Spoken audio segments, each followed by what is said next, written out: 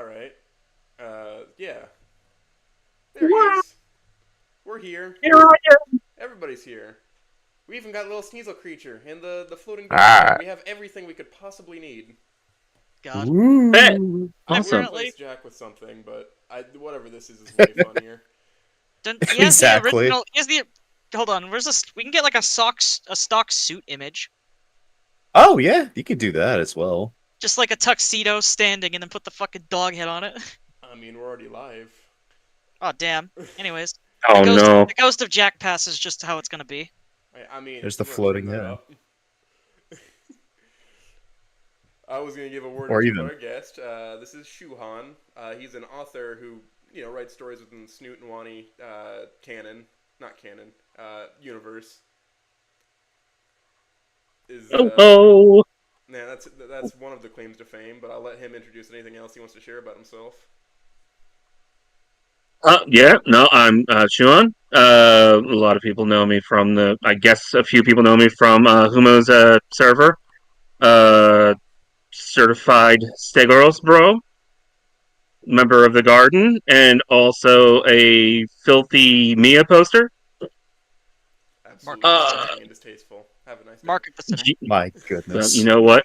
Sometimes we like to wallow in the filth. It's just how it is. Yeah. Anyway, But yeah. I'm gonna, open the floor for if you want to ask me anything, before I start drilling you. uh, yeah, you know what?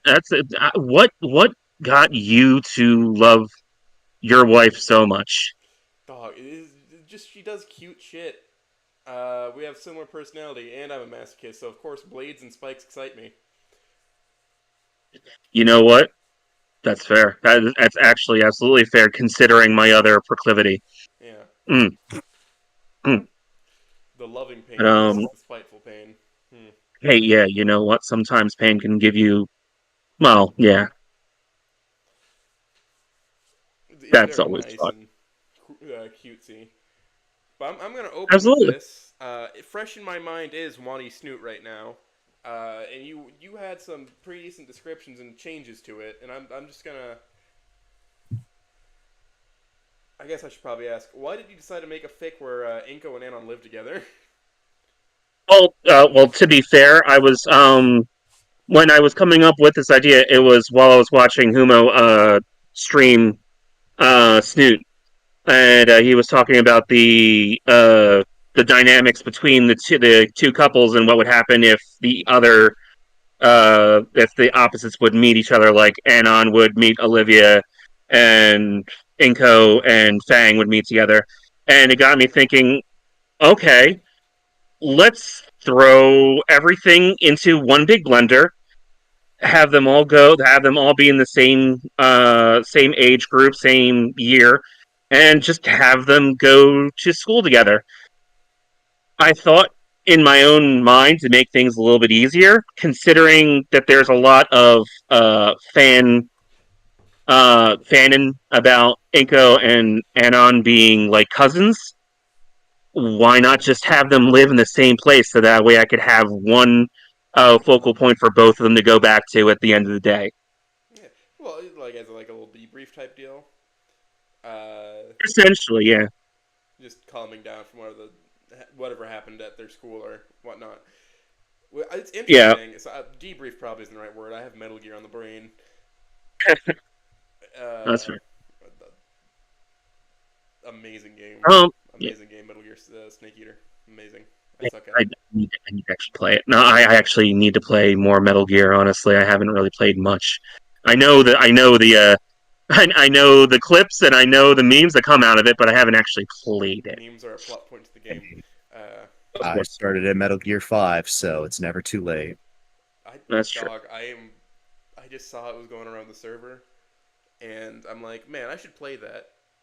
I've started streaming more recently. Why don't I just do a fucking run through all of those for my gaming videos until either I beat all of them in the Master Collection plus Phantom Pain, uh, and then I guess if Trust Your Colors or Heart of the Cards comes out, I'll play those in between.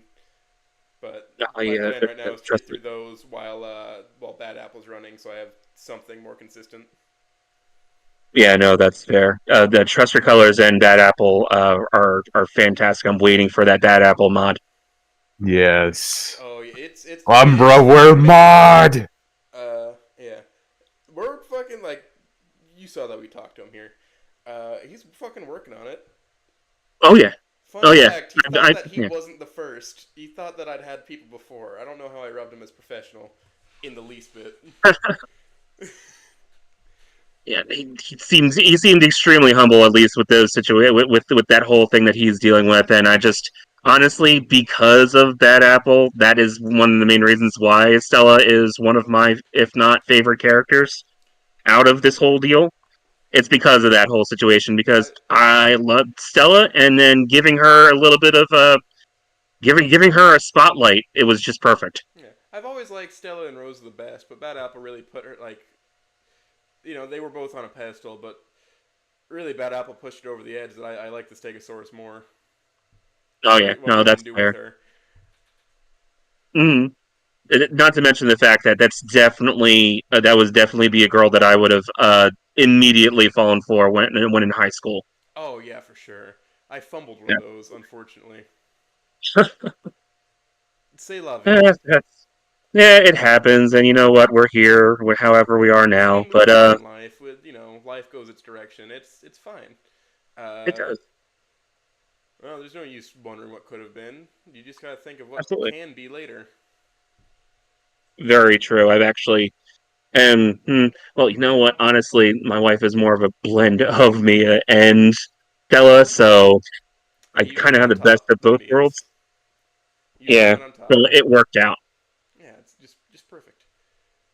absolutely. But yeah, going back to Wani Snoot, the whole idea of having them in one place was also a way for their characters to basically bounce off of one another. I wasn't particularly a big fan of how Anon started in Snoot Game, just being the loner that he is.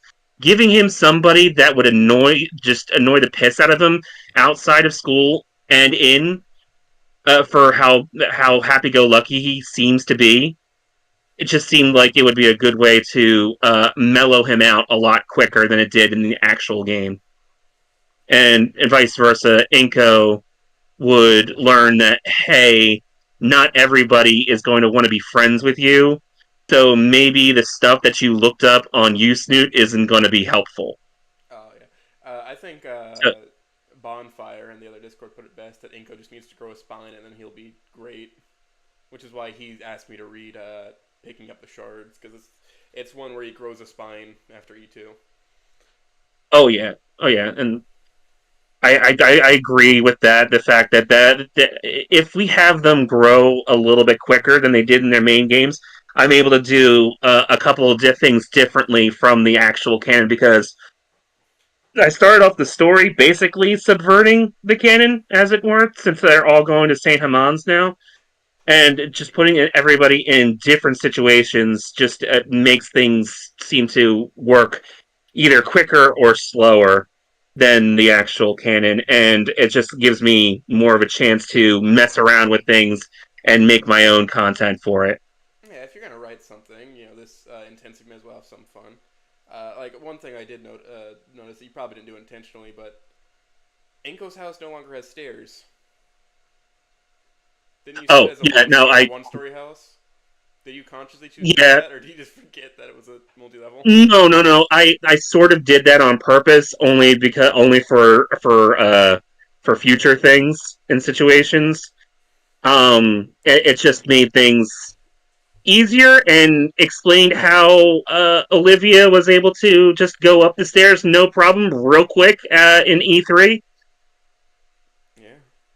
And that just it felt weird because he said, "Oh, like you could go in the guest room that's on on the first floor, and my bedroom's on the second floor." And all of a sudden, like 5 seconds later, she's all of a sudden in his room. So it's more of a logistics type of Sneak deal. climb. Yeah, I mean she doesn't have total paralysis. You can drag yourself like you can crawl up on your knees stairs. That's You yeah, remember doing that when you were a that's kid, absolutely right? fair. Yeah. You ever like getting on all fours and going up the stairs when you're a kid? You ever go down on all fours? No, actually, I I haven't. have. I don't I've remember done doing that that. That is before. terrifying. You cannot stop. Woo. You gotta take it slow. No. Yeah, it was more along the lines of just trying to make everything more accessible for the characters for where they're going. And in my head, that seemed like a good idea, but then also, yeah, you're not wrong. Olivia is able to at least knee shuffle to with the best of them. She knows how to do that for years. So Yeah. Yeah, she knows how to knee walk. Of course, logistically, it does make more sense that for her to be able to get in somewhere very fast with just one floor. Plus, yeah, there's that whole like fucking tail thing where she's actually capable of supporting her weight. oh yeah, yeah. I guess when I first wrote it, I was just trying to think of a better way to accommodate things, and I may have just fallen into the same trap everybody else does when deciding to make things easier for her. I mean, it's a very easy trap to fall into. Uh, I started writing a fic. I don't know if I'm ever gonna go back to it. Megaloboxing, just different dinosaurs entirely, frankly. Yeah, And then I was gonna do like screenshots into those couple of people, but I realized the timetable doesn't line up, so it's just gonna be Spears and maybe Randy. yeah, that'd be cool. Honestly, that sounds really cool. I like It's that. about boxing. My canon is that Spears is a boxer because it subverts the suplex line. Oh, so You wonderful. know, Spears. I want more of Spears. Everybody wants more Honestly, Spears. I agree. that's Yes. honestly that's how I made my that's No how I Milo, made. draw no big ass caveman. Yeah, yeah. That's why when I made Flint, I was thinking who would be the perfect Fang. Yeah, T Rex, Fang, and Spears. That's perfect. That's where I started with him. I mean, that's And the agreed upon thing is that Primal Fang is Spears' wife. Oh yes, boy, it's that was the whole fantastic. idea. Primal Fang. Primal Fang. And Yeah. so If you've Jenny and Fang. yeah, if you've read Bonds, it's simply wonderful. That also like everybody agrees it's so great. yeah, yeah. Uh, I Yeah, I've honestly, to be fair, I've only seen like a couple of episodes of Primal. That was back when I was able to actually watch Cartoon Network on cable. I haven't gone back to finish the series, but just the dynamic of a caveman T Rex hybrid son spoke to me as a way of. Oh, I'm sorry. You describe like the fic described it. I'm like, I know exactly who this is. Yeah, yeah. Um, I have a very deep affection for Flint. But the thing is, I didn't want him to be so much of a Gary Stu that he was like he ends up being in almost every scene with Anon, but he's more of a background character that'll just be a support, as it were. Um, that's why I actually made flashbacks so that way I could have a Flint focused story, sort of, for a little bit.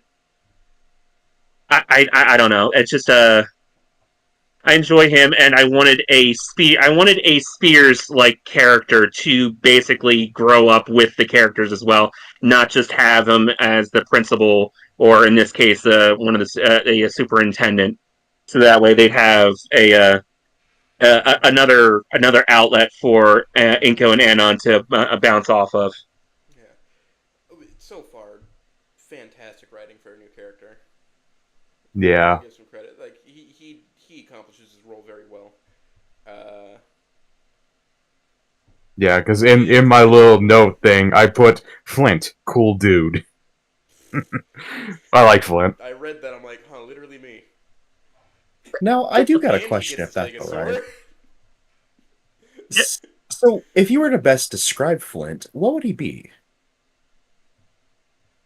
What in a way of what exactly he would be, or Yeah, in the way of give a description of what he looks like.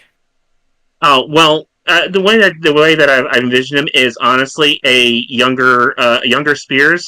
He has the same colored hair and the type of hairstyle as Spears, but a little bit shorter. Um, he's more of a he's not exactly a punk rocker. He's more along the lines of he's that guy who wears the flannels constantly, jeans, t-shirt. He has a pair of headphones that he usually has around him. He just looks like an alt cool guy, Looks like he's which part of the indie scene. essentially, Ah. yeah. He's he picked up that he was. I haven't really gotten into more of his background, more other than how he's connected to the other characters. I do plan on making another chapter for him for that, but I think I gave him enough spotlight for now, a little bit. Um, Understandable. he likes to play music. He's also a pretty decent fighter, all things considered. I mean, that just comes with I, being a big honest, dude. Yeah, honestly, I will say after reading Punch Drunk, Dorian may have had a small influence in that second Flintlock chapter. Yeah, because for the Oh. notes that I put specifically, Yakuza, question mark. Well, yeah, that's essentially. I was any time that there's because I do have more ideas for him to fight. I do have more Yakuza themes to go along with it because to be perfectly honest, my first Yakuza game was actually 7 with Ichiban, and so Really? he's kind. Yes, I know that sounds sacrilegious. I did go back and buy the rest of the games, but I liked how somebody say that. Hey, sometime 7 is going to be somebody's first Yakuza game, and you're seeing all of these past legends that you're going up against, and I loved it. And now I'm going back through the older games and just realizing, man, these guys really are awesome. I just knew that Kiryu was the guy that you don't mess with. He did not have a health bar during his boss fight. That was his patience, Wow. and I'm it's not very well versed in Yakuza. I haven't played it I myself have because I was finished never like a 0 and I've PlayStation guy. completed 7. that's fair. And I've then played played like those pretty games. much like all of them, all the way up to like 6. You would be. What do you mean I would? That's Because good 6 though. is You get a easy. lot of that context. Oh yeah, no, like But fucking being violent, like the violence in those are silly. Yeah, it's great. it is extremely silly when one of the main things that he likes to do is throw people off of bridges. I absolutely love that. It's I ended up hilarious. making a character in Baldur's Gate 3 that was exactly like Kiryu, honestly. Yeah. Oh, that's It's the type of great. Does he violence throw the I chairs at simply people? adore. Just it's ridiculous. From what I've like, I would enjoy playing it. I'm sure. Maybe after I finish Metal Gear Solid, all of them. Maybe. Yeah, But no, I can't recommend this series enough. I feel like we've left topic a little bit. Sorry. Yeah, let's DK him It's back fine. It's to the fine. It's main fine. subject, Wani Snoot. Let's reel us back in. Yeah, Here, This will let's Absolutely. consult my little book here. Sure. There we go. Flint, Mia, and Damien, and Meteor Crash. Let's talk about that. Yeah. All right. So, Meteor Crash. I wanted to. This was one of the ideas that I had when I was first making it. I wanted to make Mia into a more robust character than just a one-note bully. In a sense, where she's basically going to be, she's antagonistic to everybody, basically. Yeah, she should. But as she's wont to do. But given how she is in Wani, let's be honest, I love the character. I love her design. I don't like how she is in the game. She's one note, she's kind of annoying. And honestly, the only time I really liked her was in ending 1 when we actually got a little bit of perspective from her side when they were in detention. Um just the idea of how she values people and what she values in them. Uh, I like the idea of somebody that just likes to use people for her own advantage if she wanted to, and it's just I like a good bad guy, but the way that yeah, she's written in Wani is kind of just like, oh, she's there to fill a quota. I don't want her to Yeah. just fill a quota in Wani Snoot. I want her to actually have motivation to do what she does. And I kind of want to have a bit of a redemption arc for her, even if what she does is a bit not great. But I just want to mess with that character a little bit, so I paired her off with Flint. I had them have like a back, like they're basically childhood friends in a sense, and then I threw Damien in there to honestly give Damien something to do. Yeah. He didn't really he, like he said so himself. He was just going to Saint Hamon's just because it was close to his house. So just to like have him in a capacity where Meteor Crash and Verm Drama are going to be basically clashing heads constantly. And what better way to have this weird dynamic of Damien, the happy-go-lucky guy who honestly just wants to be friends with everybody. He's just chill. He doesn't really care. He just wants to play the drums. It really Yeah. scratches that itch to hit things. Or if I'm making Exactly. shit, just hit shit really hard. It scratches that itch in everyone's brain. Exactly. It's just the way, and then also the way that Damien.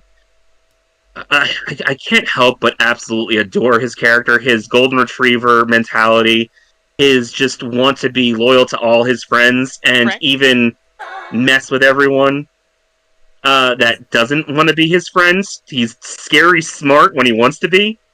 Yeah, I like Chooses that not to be part smart. too. He chooses to be a doof. And He keeps all that brain RAM like stored for when it's needed. He closed Yes. all of his tabs, and every now and then one gets opened. And he's like, "Oh, what's this?" yeah, his whole situation with not giving Mia the answers to the math homework. It's like, hey, I got my friend Soda. Mia continues to be dumb, and we're all square. And I think he was Liz actually- may have just had a moment where, yeah, no, this is the man I want. Actually giving Mia the answers so she doesn't learn. Yeah, Exactly. There you go. Oh yeah, Everybody wins. everybody wins. We hate her. 'cause- yeah. There we she can go. rot in hell. She but, can have it game, but- difficult.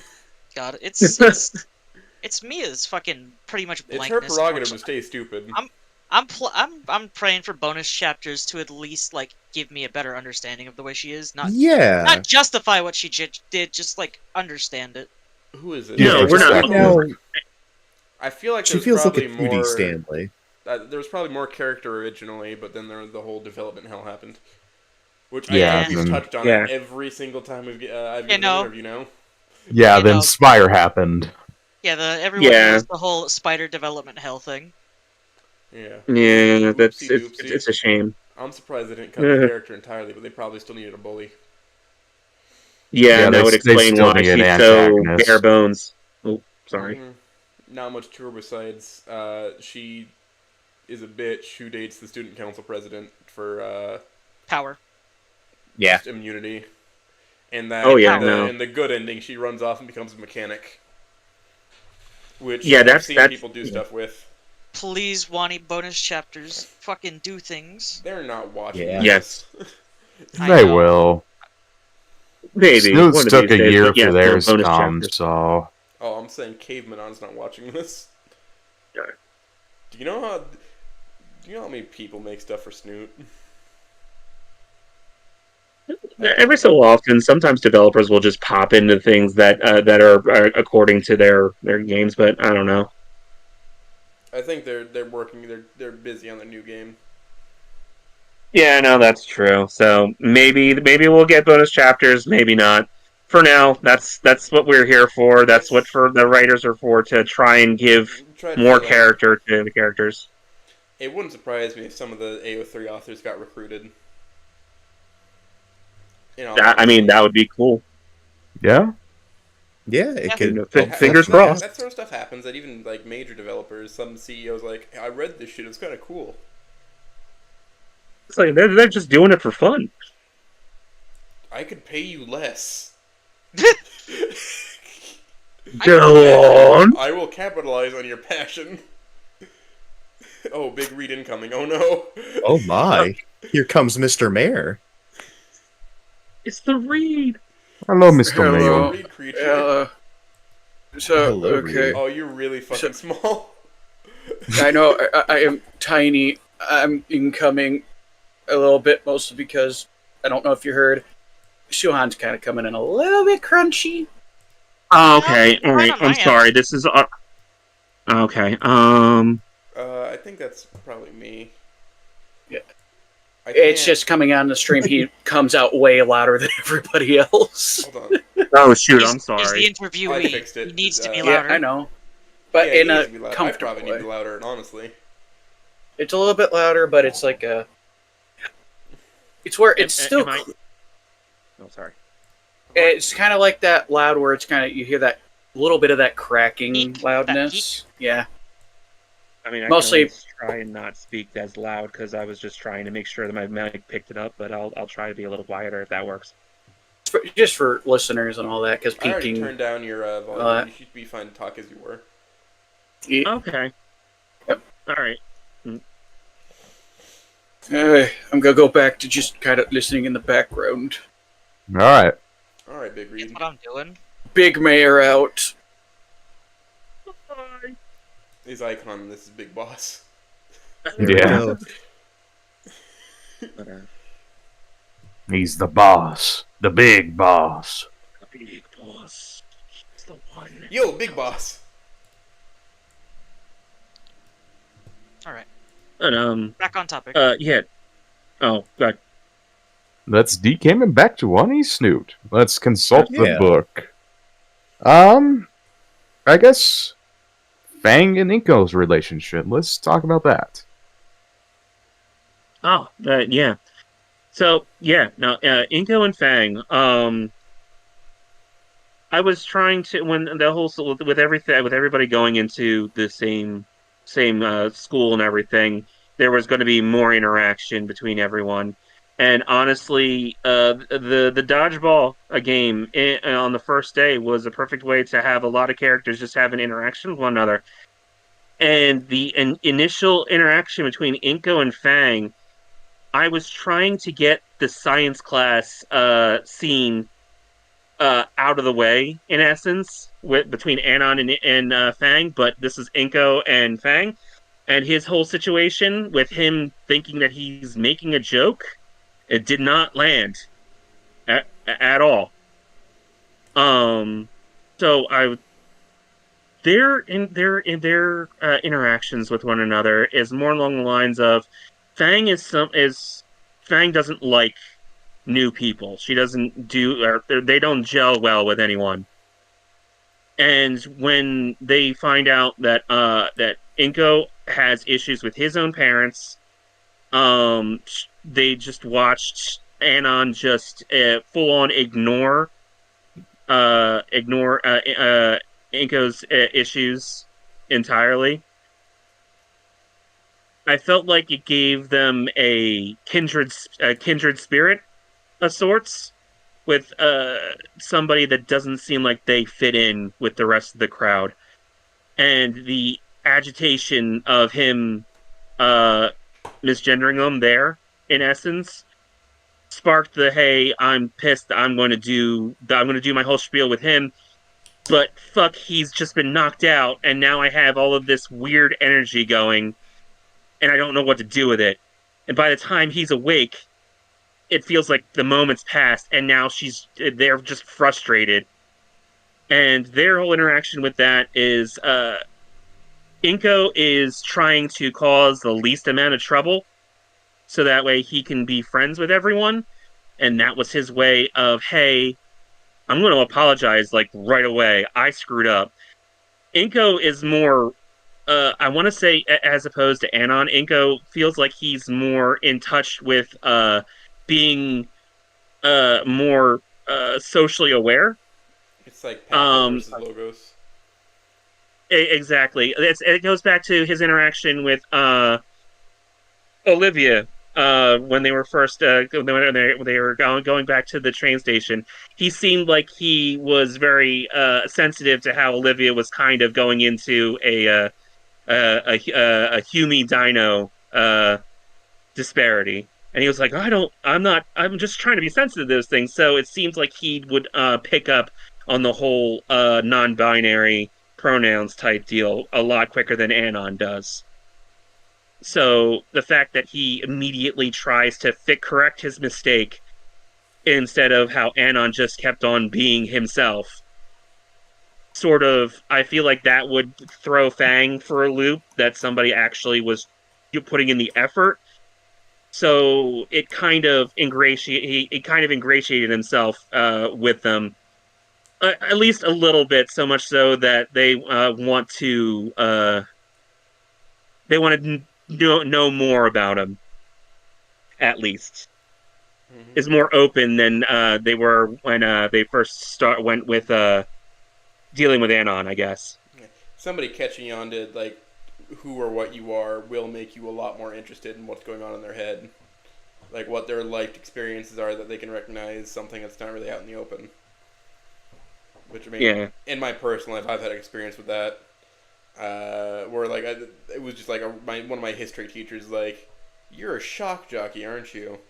First day of class. That's all damn. Yeah. It's Calling me yeah. on my shit before I've pulled any shit. Yeah, I don't Exactly. know if you had any stories like that. Um, Honestly, I didn't really have much. People already knew what type of person I was because honestly, I was the nerd growing up.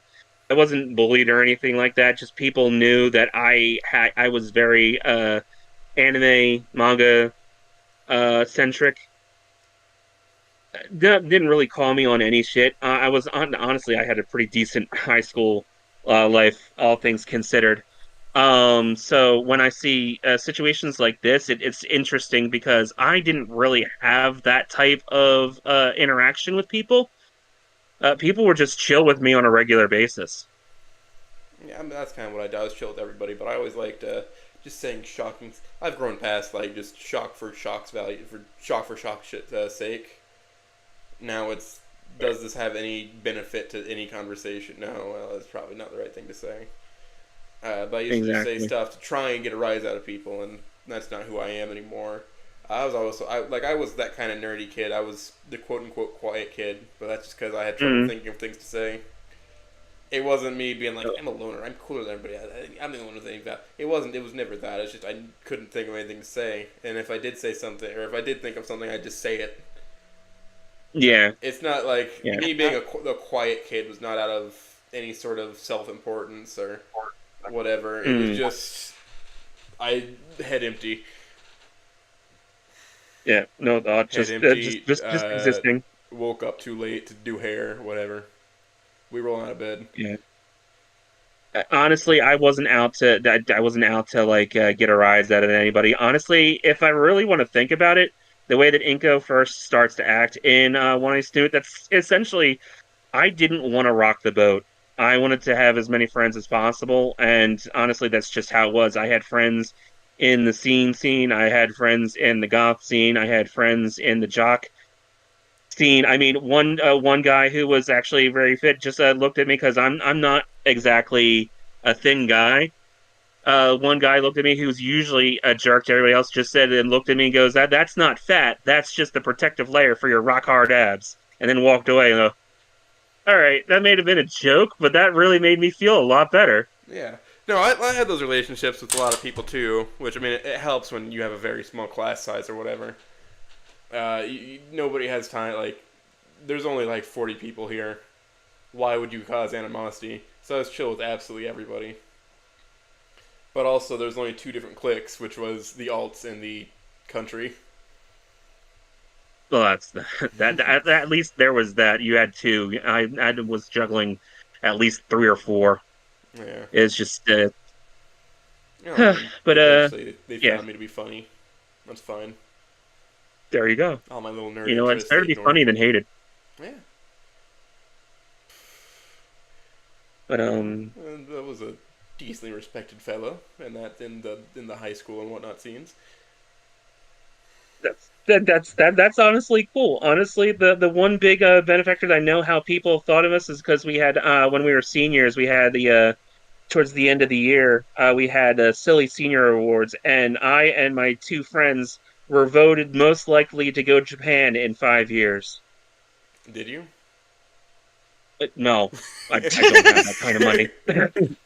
But Yeah, I the get it. idea that it basically said, "Hey, we know these nerds, but it's okay. It's but they're kind of funny." Yeah. I think I got best dressed, but I wore the same exact thing every day. Jeans, a white or black T-shirt, and a bomber jacket. Mm-mm. Oh yeah, that's right. I was also known as the guy who had to have his luggage duct taped shut because it broke during the senior trip. Oh yeah, I missed out on that. That was fun. That was a fun day. But My all right. So I was part of something called Art Guild, which is mm, just like learning more about art stuff outside of school hours. That's the extracurricular I did. And there was an opportunity to go to Italy, but I missed out on that because there was no way in hell I was gonna make that much money to go. It was $4,000, mm, which is incredibly cheap for an international trip. Incredibly cheap for like what they were doing. But right. I kind of screwed myself out of both trips because I was trying to save for that. I'm like, I didn't make enough money. I can't sign up. It's unfortunate, but it happens. Yeah, unfortunately, But hey, the rest of the but stuff with that, I had fun. I got to paint a mural for the school. Wake up really early for that to get the projector out to all enlarge those the image we drew. Uh, got to do a bunch of those metal were always castings and whatnot. I impressive. like sculpture better than painting. I learned just being able to like scratch bash foam or whatever together and then make a metal casting of it. It's so cool. I wish I was that art inclined, honestly, but I just no, that just sounds like so much like fun to be able to do. People failed that guy's art classes because they just like I'm gonna do what everybody else is doing. Versus me, who always had A's because I tried new processes, stuff that he hadn't even tried, mind you, stuff he didn't even Mm, do or know how to do, and I figured it out and I did it. And I was always willing that, to ask that's for help cool. if I thought I needed it. Like I had him help me out in making a mold of my face. So now there's Mm. just across the region I live in, just death masks of my face in the woods. They're Oh, made of oh, stone. They're oh. not like ecologically dangerous Yeah, or anything. They're just stone masks. Made of stone, you say? Jojo. I was about to Some say. of them blew Somebody up. took I reject my humanity. reject humanity, return goose.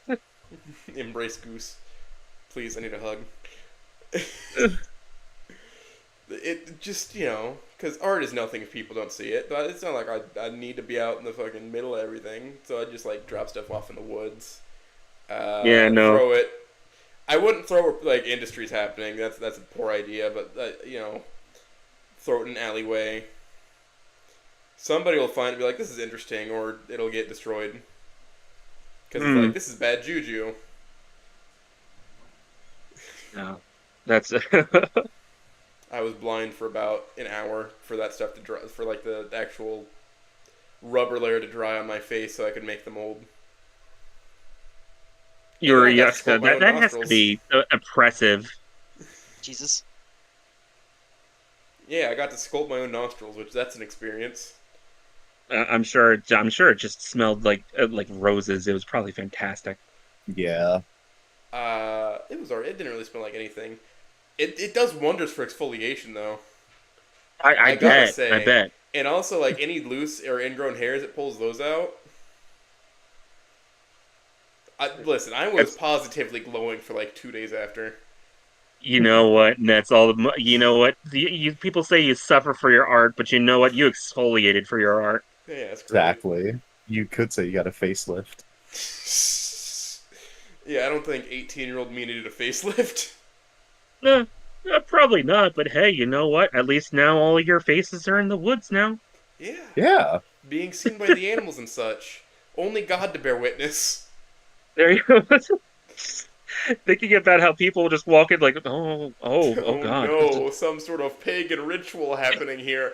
Why is the stone carving so detailed? Why are all those pores in it? Man, he looks Well, like there's he a had funny great story behind skin. that. All right, now. Hey man, writing's art too. Yeah. Let's decamin, shall we? Yeah. Oh yeah, you Well, on the opposite end of the spectrum, Anon and Olivia's relationship. And on Olivia. Actually, the next chapter that I'm working on for that, once I get to it, is going to be focused more on them. But as they are now, um, this was an interesting way of explaining exactly how the first day would have been if Inko had stayed after getting smacked in the face with a dodgeball, and given Anon had the ability to actually stay through the entire day. His interactions with Damien, which were fantastic, which got him his free pass past Trish and Reed to the lunchroom to meet Olivia and Liz. Their dynamic isn't too much different from how Olivia treated Inko. Only Anon now, their interaction at the lunch table was a great way of getting them to like be real standoffish with one another at first, especially with Anon casually name dropping Hot Wheels as just a way to cut at her. Like it was a decent way of hitting her where it hurts unintentionally and setting her off to be extremely not looking at Anon in a favorable light, but enough so that she actually sketched him, much like she did with Inko in that first art class that they had together. So there's a lot of parallels that were going on with that, but considering their next interaction in the auditorium, just more along the lines of Olivia was just trying to poke fun at him a little bit, almost as if to like get back at him for what happened at lunch. But then the way that they went back and forth, they actually started to have a conversation with one another that I don't think Olivia meant to have in the first place, and which is why she left him in that situation with when the pizza started coming in, and then he went back and annoyed her some more. And just the fact that they seem to have this back and forth of annoying one another and almost sharing a connection of sorts with that whole the Or both conversation that they're having. unfortunate. They're both kindred Exactly. spirits. Yeah. It's just two 4chaners in real life interacting with one another. It makes it fucking awkward. It didn't take till they actually got online with one another. Not Olivia not knowing, obviously, but Anon knowing. Just that whole interaction with them, with Trex Mix and Live Long. Um, Anon has a deeper understanding of where Olivia's coming from, and he's not exactly sure how to deal with that. So they haven't had as much interaction as Inko and Fang. So I'm going to the next chapter. They're definitely going to have more scenes with one another. But considering how they spoke on to each other over the computer, Anon is slowly understanding that hey, I'm probably not dealing with everything properly, and everything is flying in the face of his original grandmaster plan. Everybody seems to be getting in his way, and he's just about to just fall into the trappings of just going with the flow. But as of right now, between Anon and Olivia, it's kind of that their relationship is kind of still in the infant spot where they haven't had enough interaction with one another to really gel like that, like Inko and Fang. But I do have more plans of having them interact because at this point, it's I think it's set in where it is where these are the pairings I'm going with at right now: Inko and Fang, and Olivia and Anon. And it's just the ways to get there is going to be interesting, and hopefully, just not that I don't like. Here, I'm going to throw these two together. They're okay now. Kiss. No kiss. No. It's not a now kith situation. Thankfully. Yeah. Yeah, which is great. I don't think I can stand reading another one. You know me. So in May, I was caught up with every fic that was Wani related. Mm-hmm. Every single one I read that was in English, I was caught up on in May. I can't do that again. No, I can't fic rot like that again. no, Can't that's figure out like probably that. not wise. My brain hurt from that. Fic rotting is just real. It honestly is. I still have. I'm going through What was that again? I have like the that infamous screenshot. fic that's going on right now. Yeah, you I have have a Oh yeah, 40 Flippos. tabs open. Oh yeah, Flippos. Yeah, no, I have that Oh. screenshot of somebody admitting that they have 41 AO3 tabs I don't know, open. maybe I'll grab Flip next. Wasn't that Reed? Oh. No, it wasn't. No, Reed doesn't read that many Snoot fics, just a few. I still have the screenshot. Hold on, I'll go throw it in general so you can go see that shit. Oh, he's coming Shit. to accuse me of something. Yo, Yeah, he's I actually got a question. How familiar are you with Nothing to Something? Oh boy. Nothing Here we to go. something. Like, I don't have. No. I have not heard of that. okay, so I can give you a rundown. Olivia is in it, and it's not like a romance thing for on Anon's and everything. It's more of a Anon and Fang. yeah. It's a Yes, it's still a fic like E1 that. time travel cope fic. She's though more of a sister figure for Anon Time than an travel actual rather than a romance. Do you find that weird or anything like that? No, honestly, the way I see a lot of with a lot of fics, you write how you want to write it. I mean, they definitely the way that they both are basically 4chaners. I feel like they would get along with one another to the point where they're hurling insults at one another and then laugh at it. Kind of like how I am with my my best friend. We're constantly throwing insults at one another, essentially get like that. siblings. I do Yeah. love my hick friend. Just a bit of banter. I got a coworker who's basically the same. He loves treating me a little bit on the asshole-ish side, so I give him shit for it, and it just devolves from there into laughs. I was just wondering if you're familiar with it because you know how you're doing the whole swap around with it being Olivia Anon and then Fang and Inko kind of thing going on. Hmm. That's what I was wondering. Now, honestly, when I started writing I Want to Snoot, I didn't know about Tory Game, and I didn't know about the other I didn't know about the swap fix basically. Oh, the I Want wanna to Kiss I want That to kiss that Snoot Snoot. by Receiver I K. Want to Kiss That Snoot, and I realized Receiver oh, is in shit, here. I We feel like are. I'm wanting to do a style. Columbo mod with him. So then here's my Have sec. you been Columbo pilled? Me, I've watched Columbo with you guys a couple of times just for shit, and I do like Columbo. Yeah. I've got like a second question, and this is only if you've read Drunk Punch Gator at all. Are you planning on ever using Dorian for anything? Because I think Jake wouldn't have a problem.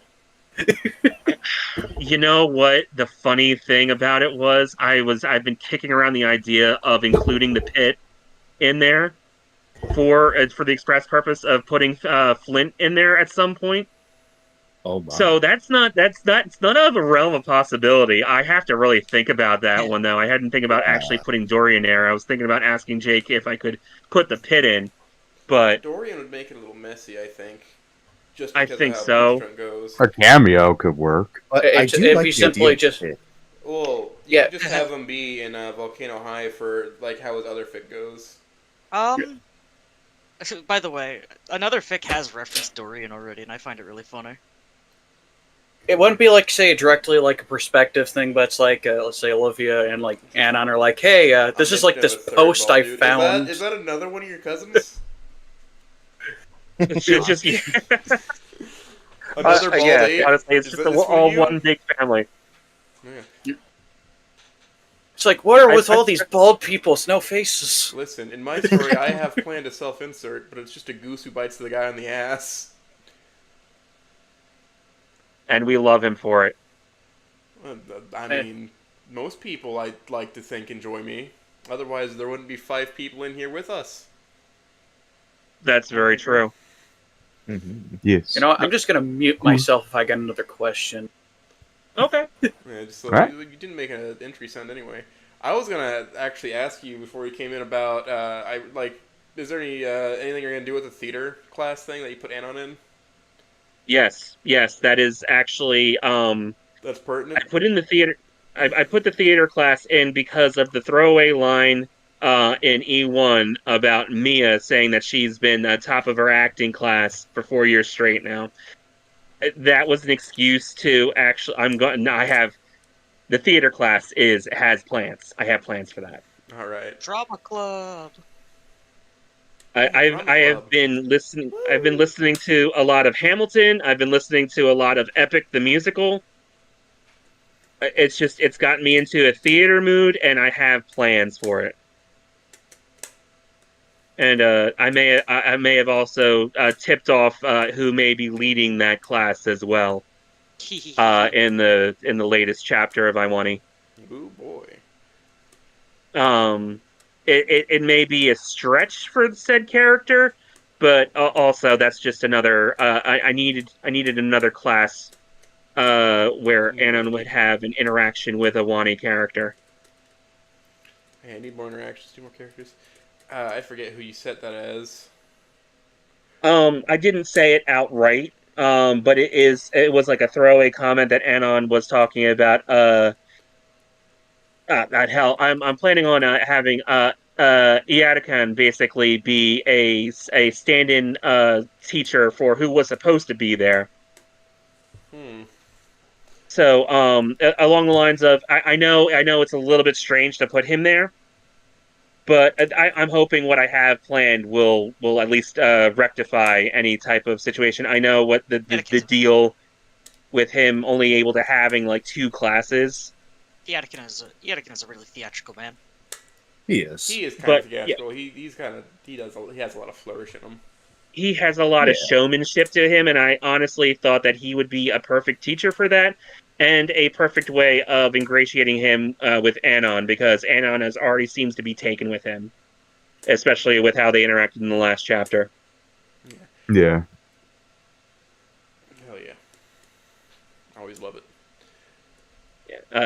Just on the front of Iadakan is a. Oh, go ahead. Finish your thoughts. Yeah. Iadakan is a very special character to me, only because of when the game actually came out. It's a not to bring the mood down, but my aunt had finally passed because of cancer. Right around that area, and then I get to that point in Wani where the shoe drops. And Iadakan passes. I actually had to put the game down for a little bit, and it's just Iadakan as a character reminds me of my aunt a lot, and I want to be able to do this character justice, and I want everybody to be able to have that significant relationship with that such a great mentor character for everyone. I feel that's what you're saying. beautiful. So I don't mean to. Yeah. So, are you ever planning on doing? Because not many fics, I think, do this. But was Adakin's wife at all? Anything related to that? To be perfectly honest, I'll say that the Iadakan's presence in it is still kind of like a work in progress. I'm working with the theater situation. As of right now, I want to, but the thing is that character is sort of in a nebulous portion where I haven't really made a character for her. I know it's kind of tricky. Tricky because almost no fic has even really treaded on her that much because of how much information we don't have. How Some little people information. Just assume that his wife already died. I like the idea. I also Check like that. what None I in know the one chick Chamber that has does, her. and that whole situation is interesting. That's what I'm I talking like about. that one. I have caught up on None of the Chambers, so I You're know now ahead of exactly what me, it Jack, for once. I have not read past a hiatus, sadly. I am sorry. I'm sorry if I spoil anything. I will stop. No, yeah, you're because good. I have I'm not caught up read with, None I'm caught Chamber up yet, with so Humo, and I stopped after like I got to basically 19, and then I stopped to wait for Humo to catch up. Well, okay. Well, I do apologize. I'm sorry. you're Yeah. good. I On am the chapter journey, 5. not the destination kind guy. So if you throw a spoiler at me, I'll go, okay, something to note. There's a bunch. There's like for every spoiler that you could possibly give out, there's like 20 other things. The only thing No, you gotta that's worry right. about is a Slav trying to kill you or anything like that. That's it. I don't think he's paying Yeah, attention to me. No, anything that has to do with me.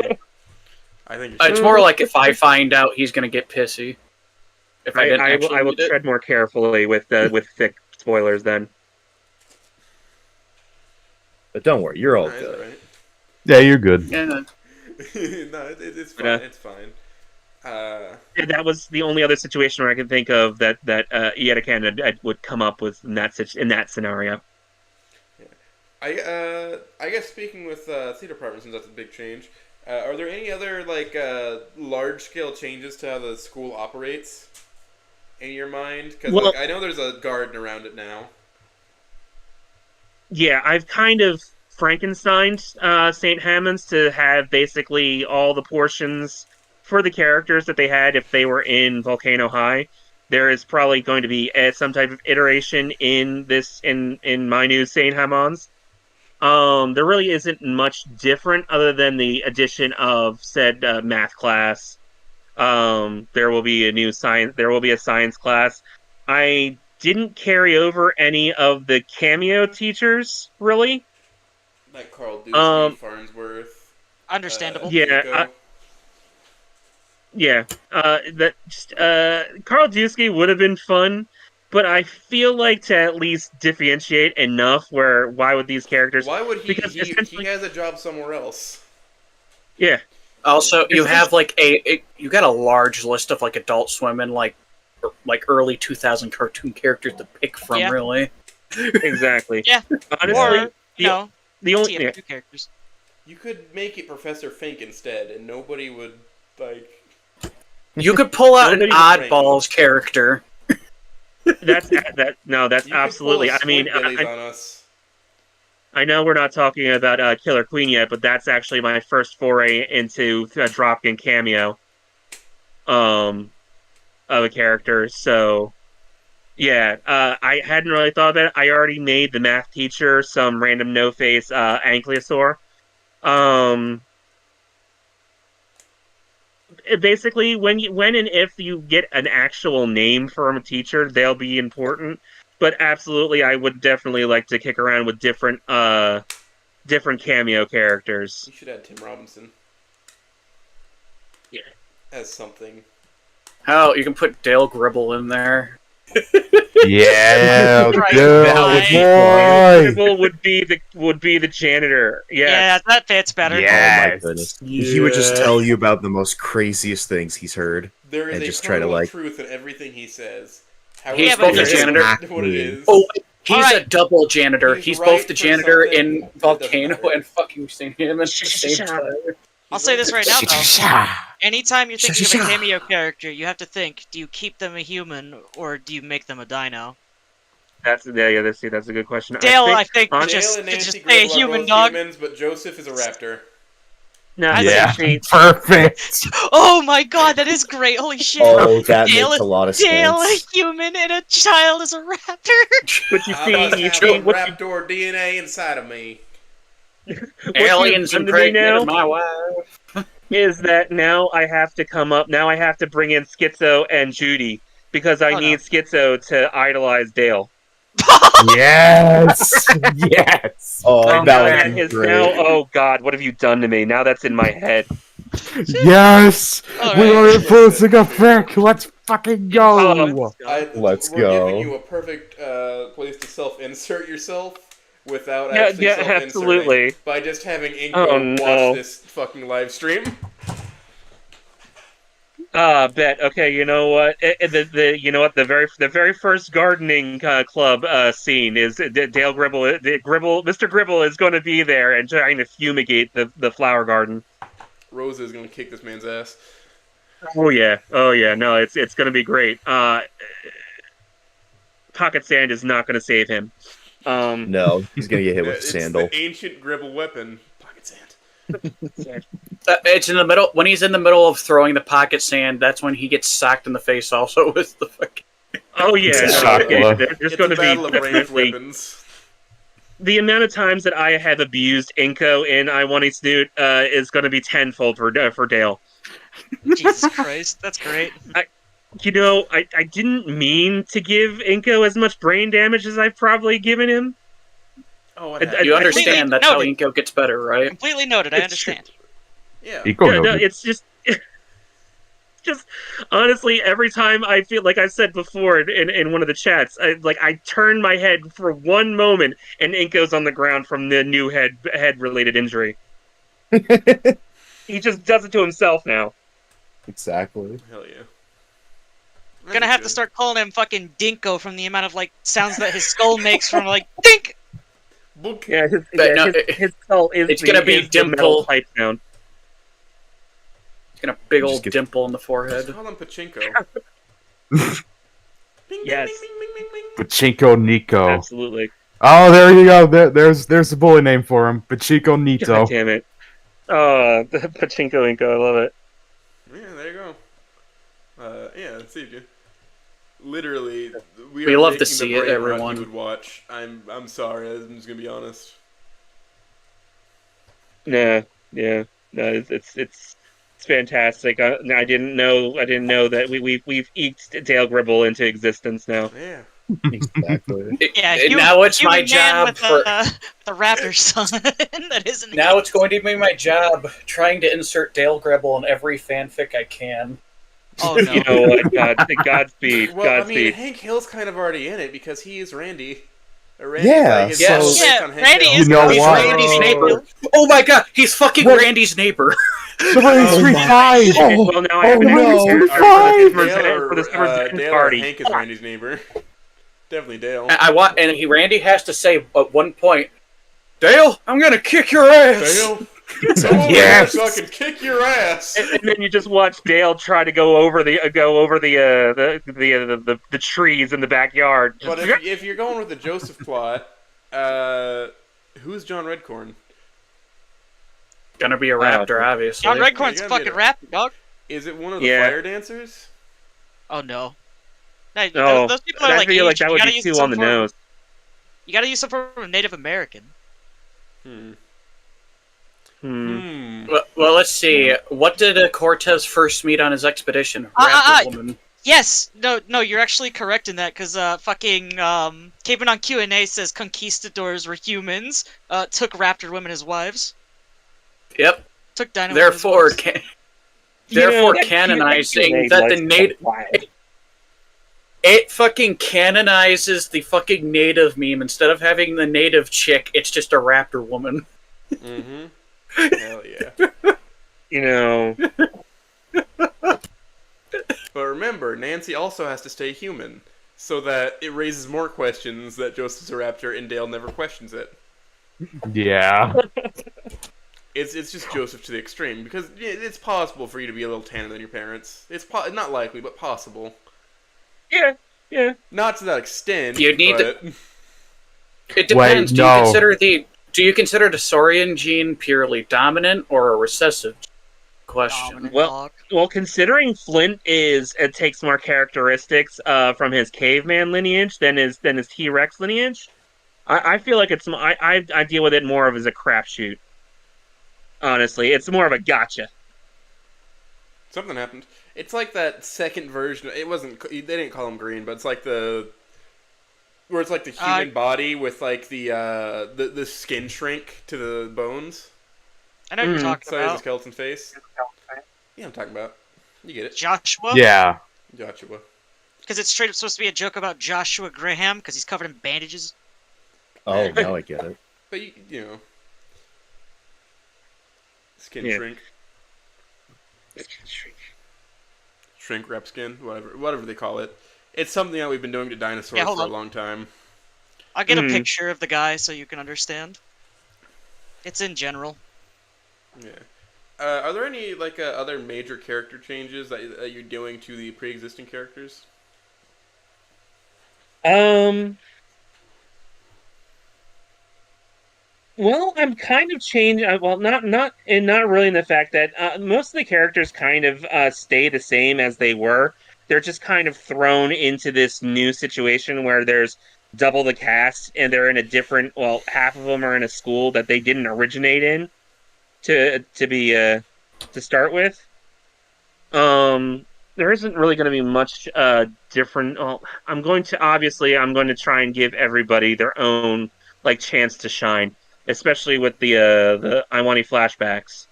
They're specifically I had come up with the idea for those to be ways to flesh out the different characters and how they interact in this setting.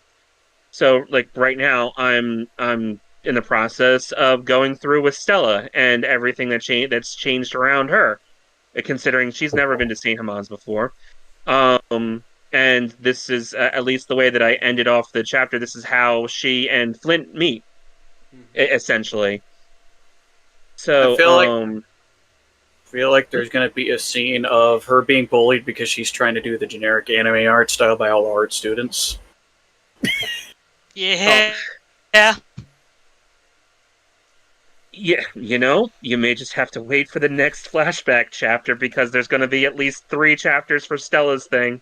Damn it, Reed! Oh boy, Oates is so happy. To be very fair, I've been waiting to give. I needed to flesh out Flint before I got to Stella, only because I set him up. Because obviously, hey, shocker, I paired him up with 2 of my favorite Dino gals. Surprise. So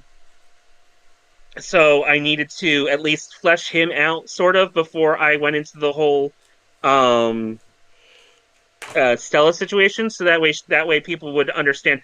Flint is a character from my own head. Don't know 2 ways about him. Those 3 chapters were to at least give him characterization that won't really show in the main story. So that way you have a general idea. I guess it's more of it's a supplementary reading to go with the characters. So that way hey, shit's happening that's outside of Inko and Anon, who are the 2 main characters of I Want to Snoot. Flashbacks gives the other characters chance to shine. I have plans for Stella. I have plans for I have plans for Sage. I have plans for Rosa. Basically, everybody in the background, if they don't have at least one dedicated chapter to themselves, they are at least paired off with another person, so that way they can gel off. And it gives me the challenge to write several different characters and not bog down the main story with a whole load of it. So if you read both, you'll have the characterization of how these characters interact in the background. Meanwhile, the main story is still able to go as planned. Yeah. By the way, I'm about to ping you, Shuhan. Oh boy, free stuff. Oh my. I don't know what you're looking at. True! Inco Very true! Last chapter moment. Oh, man. It's surprising that his glasses actually survived the last one, but it's only because he got hit in the back of the head this time. Maybe you No, should yeah, no. hold it on the brain trauma and just give him regular bone trauma. I will actually- say, though, At some What point, happened- you're gonna make punished Inko, and you're gonna have to put shards oh inside yeah, the skull. no, absolutely. I will say though that there is an interesting situation that happened only because of the choice that he made. Let's brass tacks. The way that I have everything. It plays as if they're making the choices themselves instead of a player actually making the choices. Mm-hmm. But that's with those when I first started, I figured you know what, let's make this as close to how the visual novel would run. but you don't actually pick. The characters are picking. These are just insights of what they're thinking of at that moment. So, like, at that moment, he wanted to run after and try and run after Fang. So he didn't see what happened. All he knows is he got hit in the back of the head. With a situation like that, it may have been completely different if he had just decided to go to school. But as of right now, we don't know who hit him. We have a general idea who did, though. I feel like you know And exactly so, who. oh, absolutely. But do you? Yeah. Don't spoil it. That leads going to. perfectly into my next question. Trish is a fucking cunt. Yup. Like always. Yeah. As it's meant to be. Yeah. And to be perfectly honest, I will say that Trish is also one of those weird characters that I actually do enjoy, only because she's a better Mia.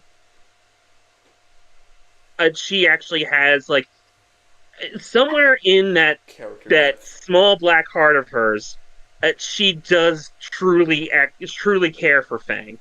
Just doesn't know exactly how to do it properly. She's too far up her own ass to realize, oh shit, I'm actually hurting instead of helping. At least that was my interpretation of what was going on. Trish in I Wani Snoot has I wrote her with a lot of aggression, and there is actually there is going to be a flashback chapter for Trish as well. That may give insight as to why she's even, like, worse now. I have an image that explains what you're trying to say. I imagine you're setting up so you're not trying to change their mind, just add context. There's an image Or that I'm explains what sorry? you're trying to say. Oh yeah, no. She definitely. I'm writing her as what she was. She was a jerk in the game. She's gonna be a jerk in the story too. But I gave her more. The way that she's acting right now, it was like fresh off of. We didn't see any interactions that she would have had, like, right after the show happened. So this is a Trish who's looking. I want to say at this moment she was looking at anybody to lash out at. And unfortunately, she came across Stella, Inko, Rosa, and Sage, and they were the unfortunate, unlucky people that she ran into first. So, And then Inko got to do his little de-escalation. oh yeah, no, that was that. We're not exactly too well. Obviously, we know exactly how Trish took it, especially with how confrontational she was the next time. But at that moment, it kind of did de-escalate everything. Nobody got hurt at that moment. But it also put in her head that, oh great, this is another asshole human that's just in my way. And then seeing Fang come back up with Inko from the metro, it just added more. It adds more fuel to her little hate boner for everybody around her that isn't Fang or herself. The story is still very much in the beginning phases. It's only day 2 technically in fiction. So right now she's in that mode where she's just not a very likable person right now. Yeah. But I've actually expressed, like, why Trish is the way she is, but, like, I'll express that later because that turns into its own conversation. Oh yeah, that's a big Yeah. conversation. I was Yeah. gonna actually ask something kind of silly since I've been very Metal Gear pilled and I have Big Mayor next to me. In this situation, which one's solid and which one's liquid? We're all demons, Oats.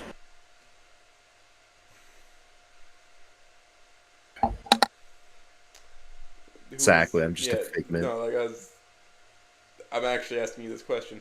Which one is solid and which one's liquid? To be perfectly honest, I'm not exactly sure. Like I said, my cursory knowledge of Metal Gear isn't exactly fantastic. I'm not sure of the differences between them, I guess. Oh, Reed, step in. I apologize. I know. I like I said, I know of the memes. I know I haven't actually Okay, played the game. so I'm gonna try to do this with my shitty internet, but okay. The difference between solid and liquid is that liquid is given all the recessive genes, while solid has got all the dominant ones. And liquid's a little bitch, while solid is somebody who is just led around on everything. He is the hero of Metal Gear 1, 2, solid, and then 4. You also play him in Metal Gear Solid 2. Okay, all right. So are we? Oh, so Yeah. Anon, and Inko. Mm-hmm. Yeah, All right. I would say that Anon is more closer to Solid Snake only because first protagonist, but if I were to kind of think about it, it's like I don't really look at Inko except for maybe one Co getting close to Liquid. Yeah. Honestly, at this moment, I would say that Inko is more of the puppy dog. He's trying. He's the passive one. He will most likely be the passive one to begin with, because if I want to really think about it, Anon and Inko are kind of like at their starting point at the beginning of this game. Like we already had the whole E1 Inko situation at the concert. Essentially, like he didn't have any growth. Like E1 Inko didn't have any growth at all through mostly throughout that portion. Right now, this is him with no growth. He thinks, oh, this is going to be good, no issues. I'm going to make this video. This is going to be great, and it obviously didn't work out. So he is the one who kind of is reactionary as of right now, I guess, in that sense. And then Anon is also reactionary to an extent, but he also is very forceful, trying to make sure that he's trying to do what he wants to do, even though he's kind of being thrown around, but he's a lot more assertive than Inko is. Though, to be fair, Inko did stand up to two very dangerous people in the essence of Flint and Trish, their showdown. But that was more along the lines of, "Hey, I have to say something, or things are going to go down," and he thinks that he's able to fix it. So I guess in essence, Inko is more along the lines of he's kind of the weaker one, personality wise, while while Anon, while thinking that he's a weak character, has also gotten a lot uh more friends, in the sense of he didn't mean to, while Inko is trying to, in essence, I guess. I don't know if that answered your question at all. I apologize. I was rambling. You have to play Metal Gear and a lot of them to actually understand the dynamics between both that. I hate to bring cursed knowledge into this, but I'm sure you're aware of who Chris Chan is. Yeah. Do you know who Liquid Chris is? Who is the reflection of this case? He is the dark who is the reflection? Yeah. I want to say the one who if it was a weaker reflection, I want to say that Inko is probably the weaker reflection of Anon. So Anon is Liquid. Who Liquid is. Anon is most likely Liquid. He is the one who will drive the narrative. Even though he doesn't want to, he is driving his own narrative as we speak, and Inko is probably just passively just going along for the ride as best he can. Yeah, so Inko would be Liquid. Yeah. I'm sorry if I'm misunderstanding the question. Does this turn Dorian into Solidus? Oh God. We're not getting into that. We're not getting into Dorian. Yeah, well, let's not get into Metal Gear lore. We'll be here for a fucking day. I am so baby with Metal Gear. Metal Gear. I apologize. I'm going to be very honest. My internet is not in the state to explain it to everybody. What's on the page, Sierra? Yeah, let's go for a couple more Wani Snoot questions, and let's move on to Killer Queen. So, let's see. Let's consult the book.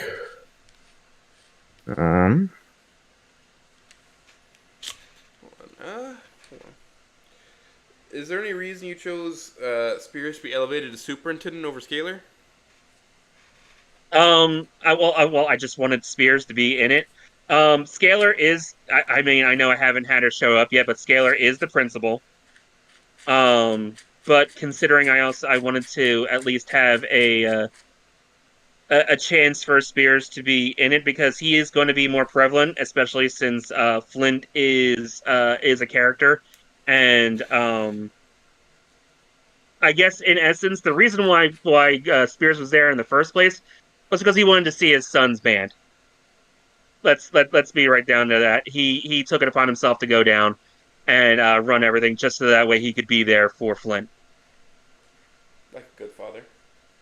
Yeah, he's trying to be the good dad, as it were.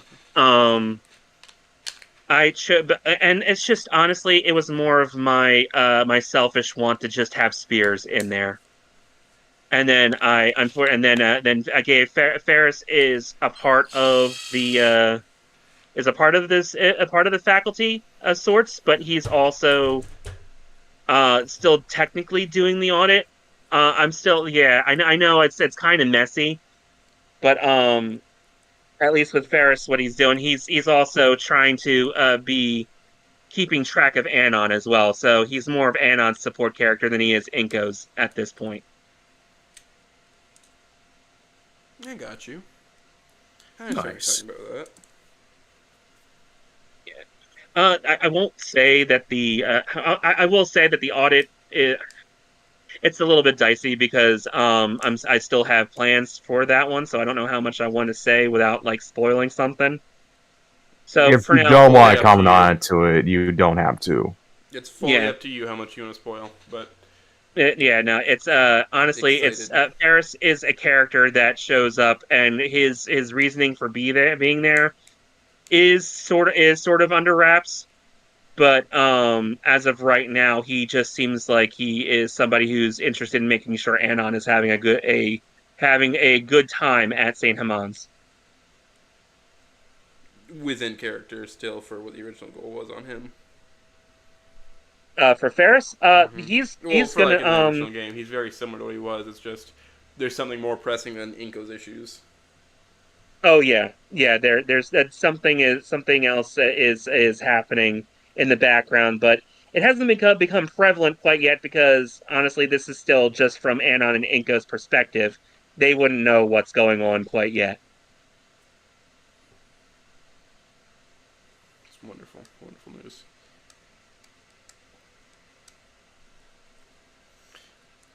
On my brain. Trying to Would you like me to send another question now? You go ahead and do that. Right. Stella and Flint's relationship. Stella and whose relationship? And Flint. Flint's. Oh, yes, absolutely. I touched a little bit about it in the last Flintlock chapter.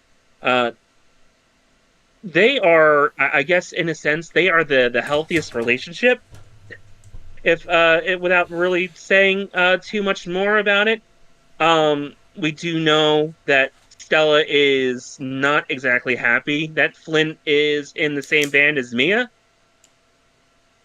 But as of right now, given the time that they technically, I'll say it for right now because in the flashback chapters we're gonna have more of their interactions when I get to the other two chapters for Stella. They technically start dating in sophomore year, and they've been dating until now senior year. So they've had some time with one another. They've and in essence, she has, I guess, chilled him out. As she's been a calming factor for him because when she first meets him, it's basically right off the rip of him breaking things off with Mia, and he is a very very troubled, very angry guy. And honestly, Stella was there to basically be the one to help him through all that, and I do have plans on showing a bit of that in the next couple of chapters for Stella. Lovely. Always love me to have more Stella. Stegoros! You know my deal. Absolutely. I No, know, no. We all love Stegoros! I have the There tax will prep be. image. Okay. Yeah. You know what image I'm talking about, the tax prep image. Oh yeah. They with their whole situation, there is more along the lines of they seem like they're having a wonderful time right now. He holds that one tarot card he got from Stella pretty close to him. He's held on to that for 2 years now. That's why it was extremely important to him to grab it when he dropped it by mistake in the second chapter of Iwani. Um, it's just Stella is a fixture in his life right now, and hopefully, with what happens in the story, everything continues to be honky dory. Sounds like you're planning for it not to continue to be. If you've seen my other story, I'm not one I'm to gonna shy out away from myself, a and I little bang. haven't read that No? one yet. Oh, oh, Life I oh, happened that's to me fair. last have. week. Oh god. Oh. Please, no bully Stegoros. No, no, no, no. Understand that is a completely different situation. That one was written to be a sad story. This is more of a middling like it can get a little rough, but I can almost guarantee you that they won't get as rough as Killer Queen does. Please. I don't worry. Yeah, Killer Queen You know is what? a yeah. In just writing sense, if you really want to and you can make the scene good, do it. I mean, a lot of people here are Stego enjoyers, but Good if you writing can is make good it right writing. good, make it right good. Yeah. I, Yeah, I no, agree. I do. Yeah, no, absolutely. I agree with that. Sometimes you can't always have. It would be boring if everything was sunshine and rainbows at all times. Right now, they seem to be sunshine and rainbows. There's a little bit of something brewing underneath. It just so happens to be a red Parasaurus shaped thing underneath. Oh. But She's gonna break up with Ben, ain't she? there, Get you more out of know. that caveman. I'm just saying that the whole situation, Meteor Crash, is kind of its own self fulfilling prophecy of a name. That something is bound to happen, especially with the fact that in flashbacks we saw how everything went, how we at least see somewhat of what happened between Flint and Mia. And now all of a sudden he's the bassist in her band. How the hell did that happen? So it's just along there's a lot of different things that are happening on the underground, and I am if not one for a love of angst and a little bit of heartbreak, but I don't want to wallow in it. No, that's what I have for Killer Queen for. Hmm. I like these ideas. I really do. Like I said, I can enjoy a good old fashioned rope fic every now and then. I couldn't write one. Mm. You're braver than me for that. I don't like making things that make me sad. Oh, you I want also rope can enjoy being fix? sad. There's always. Hold on, Reed. No. Whoa! Let me explain. Wait. No, like I can enjoy being sad to a certain extent. As much as it's kind of probably the wrong word. Just feeling something is nice every now and then. Yeah. Oh yeah, no, I got yeah. incredibly fucking sad while reading Bad Apple. Because keep in mind, the first time I read it was on stream, and I was starting to break up near the end of it. Like Yeah, people and I here would- that watched me could have like noticed that and pointed it out that I was starting to break down. And I Yeah. just Yeah. remember at the end of chapter 12, I shut the stream off like decently abruptly and just went to my bed and cried. Yeah, and there are times in None of the Chamber where I had to lay down in my bed and kind of break down things as I read them, and just kind of was like, "Oh, Jesus, I don't know how But to you really can't stop deal with reading. that." Like if it Yeah, makes you genuinely feel something, you just don't stop reading. Has been the experience I've Oh yeah. had. yeah. when you're able to write something that evokes that type of response, I feel like that's the mark of a pretty decent writer because you're reading words on a page. That's not supposed to hurt you. But if it hurts you on an emotional level, that you've done something. I don't know if you've done it right, but you've definitely done something to evoke an emotion. Yeah. Yeah. I mean, I register a 6 on the 1 to 5 scale for the apple, which, speaking of, what level of apple No, are we're not doing this shit again. Of course. Oh man, Oh, I no. didn't. see Can that you coming. visualize the apple, Shuhan? Yeah. It's. I only see peppers. Peppers? Oh, You Your say? power level is over 9,000. Oh no, it's Oh my terminal. god. You need have Velma Joe to Obama live. syndrome. Obama. I'm Joe, sorry Joe, to Joe, say, what? but you have jaundice. You have jaundice. No. Must be It's a some sort drink. of jaundice. Oh god, not He's this. turning Anyways. yellow, positively. No, you see, I knew that question was going to come up at some point, and yeah, no. Oh, man. It's just all peppers now. It's You just ruined it. self-fulfilled prophecy. I can anamorph it into Wampa fruit, Wow! and then I can taste the Wampa. Wow! It's kind of like every Taste the citrus Wampa. crammed together with a smidgen of strawberry in it, you know? Yeah. Still some texture in apple. But, oh, shoot. My computer is about to die. Oh, no. Oh no. Oh no. Uh-oh. We haven't even got the Killer Queen yet. No. Oh, no. Oh no. Oh, panic. I might be able to. 1 second. I do apologize. I don't mean to do this right in the middle of it. Let's see if I can't just. I may have to drop real quick, and I'll jump right back on my phone if that's all right. Alright. We could probably be able to work with that. It's alright. It's alright. Quick, It's all good, I'll man. disconnect real quick. Yeah, where I am right now, I don't have a free cable. I'm in the middle of my living room, and I don't have where I'm sitting is not anywhere close to an outlet. So I will be right back. Dog, I would have moved to an outlet.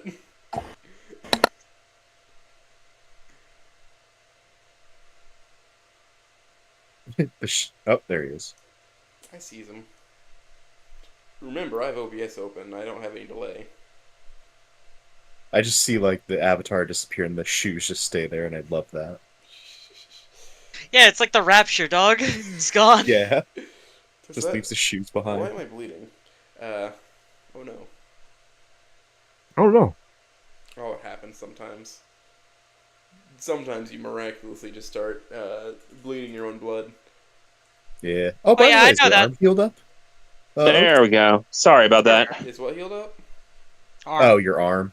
Oh, what's like? I know what exactly what I could do. Turn around, Which Shuhan, arm point gun injury? directly at head. Oh, the No. video got burned with steam. That was a while Turns ago. around. That will never Gun heal to head. entirely. Rosa That Reed. will always Is that have a mark. thing? It was a high second. Alright. Is Rosa Rosa Reed Reed a a thing? Yes. In either novel or whatever. I will say there's definitely a possibility of it. They do make a cute pair. Oh. They do make a cute couple. I do enjoy, like, once again, not to pull back none in the chamber. I love their dynamic there. But as of right now, with everything as close to the beginning of the story as we are, time will tell. Maybe something will change, maybe not. But I would say that if they were, the chances of them getting together, it's definitely pretty high. I think he's trying to tell us something without outright spoiling it.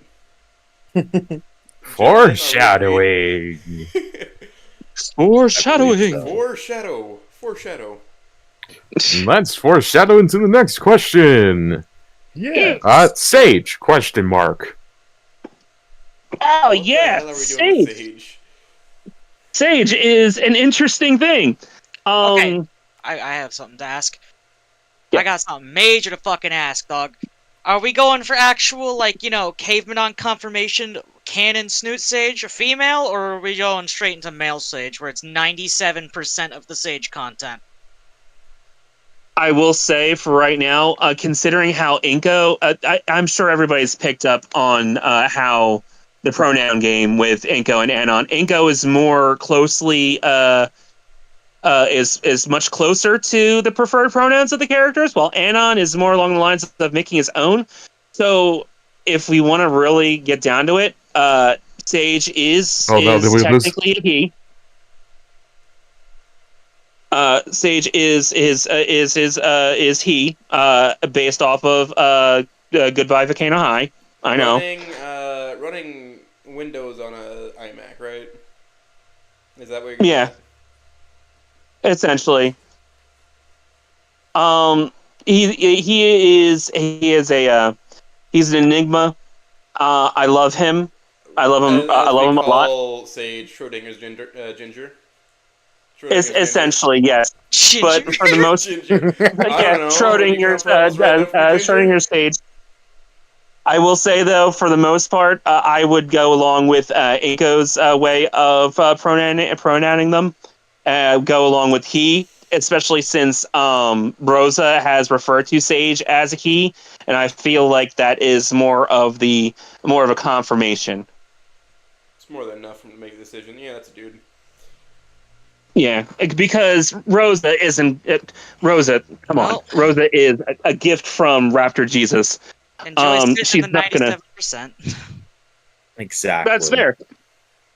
Every now and then, I like seeing the images of Sage as Sam Hyde. Yes. Yeah, Sage Hyde. Sage Hyde. Oh my gosh.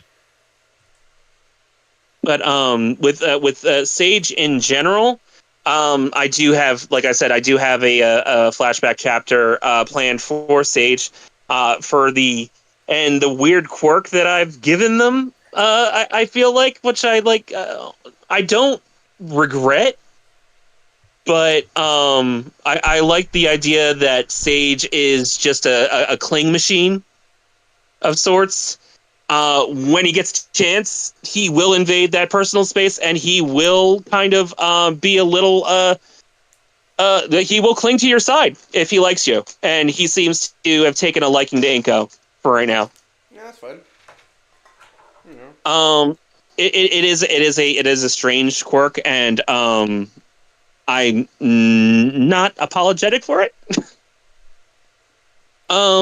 Yeah, just Sage is going to glom onto people that he trusts, and as of right now, Inko seems like somebody that they really seem to like. But there is going to be more. Like I said, there will be more explanation as to why Sage is the way he is in that chapter. Can't wait for that. Truly, well. So, are we gonna have a GVH moment with it? I don't think it's gonna be ham-handed like that was. No, absolutely not. I refuse to do something like that. I will say that I played Goodbye Volcano High once, and that was it. That's all I needed to do. I'm not going back to finish any of the affinities, even though sadly I didn't get Stella. I feel like that's the only reason why I would go back, but I don't know if I want to go through that whole slog again. I will say Stella and Sage were the only characters that I really enjoyed in GVH, which is why I added Sage into the story at all. Because, like I've been saying in the Discord, they had literally anything going on. In GVH. Yeah, it's just I liked who they were. As it were. Some of the personal scenes with them seemed kind of ham-fisted, but just in most other scenes, they were fine. They were characters that had something going on. Absolutely. Yeah, that's why Stella and him, I enjoyed them in GVH for what they were. The ham-fisted scenes notwithstanding. I love a little chaos gremlin, and honestly, that's what I see Sage as to some point. And I can't wait to write more for him. Ooh, I like this. All right. Yeah. I'm down with it. Oh yeah. Sounds like fun. Absolutely. I mean, Sage is by no means a favorite of mine, but I can get down Sage, I guess. If written well. Yeah, nah, the like, issue we run into is a lot of people don't write Sage well. I'll bully the fuck out of Sage, but like I'll read Sage content, and I don't actually hate Sage. Sage is much like it's just in a funny horse to kick. Yeah, Make but Sage you a see, character, I don't want to and kick you- Sage per se. If you make Sage a character, then make I'll. Sage likable. Well, those are your two steps. As don't make mountainous Sage as an some people just find it. not Yeah, purely no. an archetype. That's the one thing you gotta avoid. No, definitely not. Also, I do have plans for. I know I've thrown a couple of points in brainstorm about my D&D story that I have in the background, and Sage is definitely going to be in there, and probably better than the LNL one. I don't want to toot my own. I don't want to toot my own horn, but I feel like anything written is probably a little better than LNL. The few sessions I ran of D&D are probably better than their LNL, and I didn't know what the fuck I was doing dungeon mastering. Yeah. That's fair. That's a very low I bar should to cross, that I would LNL surprise the fuck out of section. people if I'm like, all right, new D&D session, come on, hop in the call. My bones hurting because I want to find a Pathfinder Wani game. Oh, you know what? Pathfinder. I don't know Pathfinder either, and the whole interaction I had with Jake earlier kind of cowtailed me. So, Gunslinger, fervor. Listen, 3 shots, firing your gun 15 times in a row. I would be interested to play Pathfinder, but I can't. I'm not going to be the dungeon master for it. Yeah, it's called Mathfinder for a reason. Yeah. Pulls out the grapple flow chart. All right, Reed. I got out of school not wanting to do math, and now I'm playing games that do exclusively math. Dog, I was dog shit at math in school, and now I have a job that has heavy trigonometry in it. I'm dog shit at math, and yet I enjoy Pathfinder more than 5e. No, that's fair. I enjoy playing 5e because honestly, that's the one I've been playing the longest. I've run a couple games in 5e and I enjoy it. And honestly, as it is, I just any type of rule. I don't follow the rule book per se. I mean, for the brass tacks, for the nitty gritty, yes. But hey, if my player wants to do something cool and I want to see it happen, fucking do it. I don't care. Hell yeah. We'll figure out the logistics later. The Reed is now telling me that he's always memeing. Anyways, I'm gonna go throw funny images in general. Okay. Yeah, I mean, all right. Not to.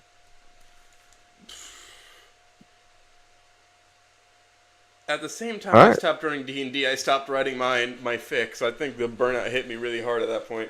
Man, I should probably get back into it. I wrote myself into a bit of a corner because I don't know how to write past it. I was taking it one step after another. Yeah. I'll tell you the scenario. So this character who is a boxer, right? But for his day job, he works as a appliance repairman. He gets a call from a lady who's like, my hot tub is broken. Could you check the pipes? And she treats him like a male prostitute, and he's not down for it. And so he just writes a huge invoice and leaves. When she opens with, not those pipes. Check under these drapes. Oh. Mister, I'm out of here. Huge invoice for assaulting the employee. Yeah. But I can't, I have that flowchart. I don't know exactly how to, write the characters doing those things. Well, I mean, I know how my boxer respond. But Reed put that in my head, and I thought it was funny, and now he just doesn't want to help me write the old woman. The MILF. Motherfucker, I'll tell you directly right now, you haven't asked me. I have asked you. No, you have not. I do not remember. I asked you several times. Damn. I do not remember. I said, Reed, I need your help. You said... You gotta be more specific for what you need help with. Well, now That's I it. do. I'm getting I a have, divorce. I have 3 projects Oh going no! on, man. Mom and Dad are getting a divorce. Mom Why? and Dad are I fighting. I don't like it when mom and dad are fighting. You know what? I'm taking Jack Pass with me. No, No. not my bro. He's taking the dog. No, Taking the dog. Dog. No. Take I guess mom doesn't like the children. No. oh, you're assuming I'm the one in the dress. Okay. Dog, check my desk. Uh-oh. Oh, Monica Lewinsky, what are you doing down there? What? I did not have sex with that woman.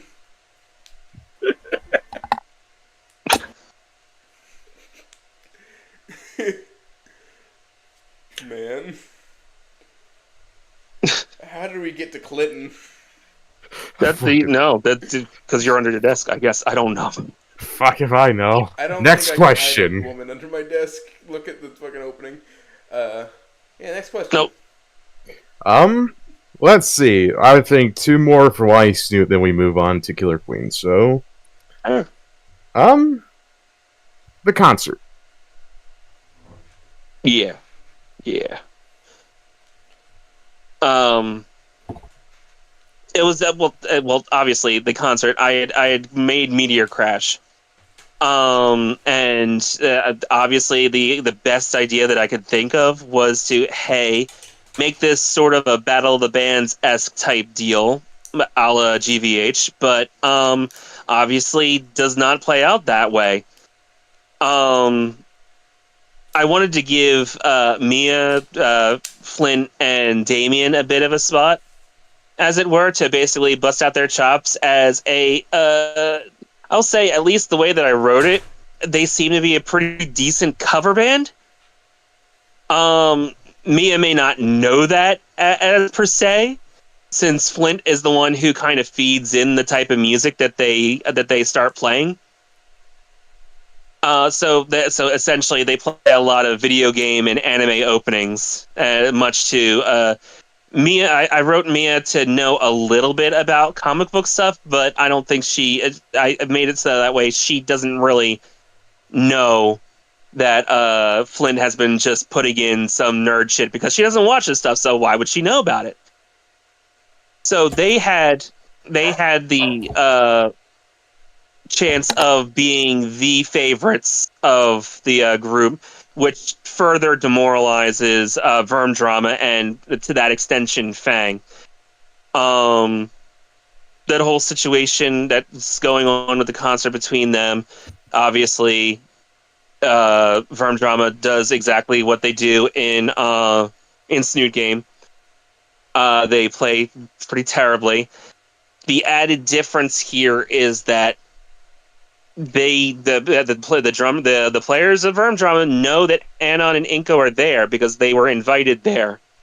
As to the point where Verm Drama saw Anon there. So I've taken away the whole situation of Anon can't lie his way out of saying he wasn't at the concert, and obviously Fang knows that Inko was at the concert. So we took away that whole situation of Anon not being able to lie his way out of that whole situation. And either way, as it's playing now, the frigid interactions between Anon and Fang right now, it works really well. They are not. I've changed their dynamic so much that it's going to take a miracle for them to even warm over one to one another, especially after what has happened. So, was there anything else specifically about the concert that you wanted to know, or? Oh, I was just in the original version of Snoot Game. Fang's entire interaction with Nazer inside of the auditorium was just a text. Did you have any deeper thoughts behind just having her just show up? Or am I getting my fucking wires crossed? That happens. No, he definitely didn't. Well, we didn't talk about the text because when Inko was talking to Nasser, he actually had the phone call that does happen in Snoot Game. It basically yelled at him to leave. So there was a whole. I did have another iteration of whether or not Inko tries to go and talk to Nasser about it, but he's decided to stay behind. And Nasser just starts to walk off on his own. So that whole situation, I do have a branch. Like for every one of these branches, I had ideas for what would happen if they decided to go on this different route. But those are probably going to stay in the ether for now. Yeah. I'm gonna go get water real quick. But we have people here that can carry conversation. Yeah. Oh, that's fair. Yeah, I'm gonna go grab some water. I'll be right back. Okay. I don't know, V. Can I carry a conversation? Did he ask you? No, I'm fucking with V because I like doing that. Okay, so have you ever played Minecraft? Oh yes, I have. Okay, so out of all the characters in Snoot and Wani, who do you think would put the most hours into Minecraft?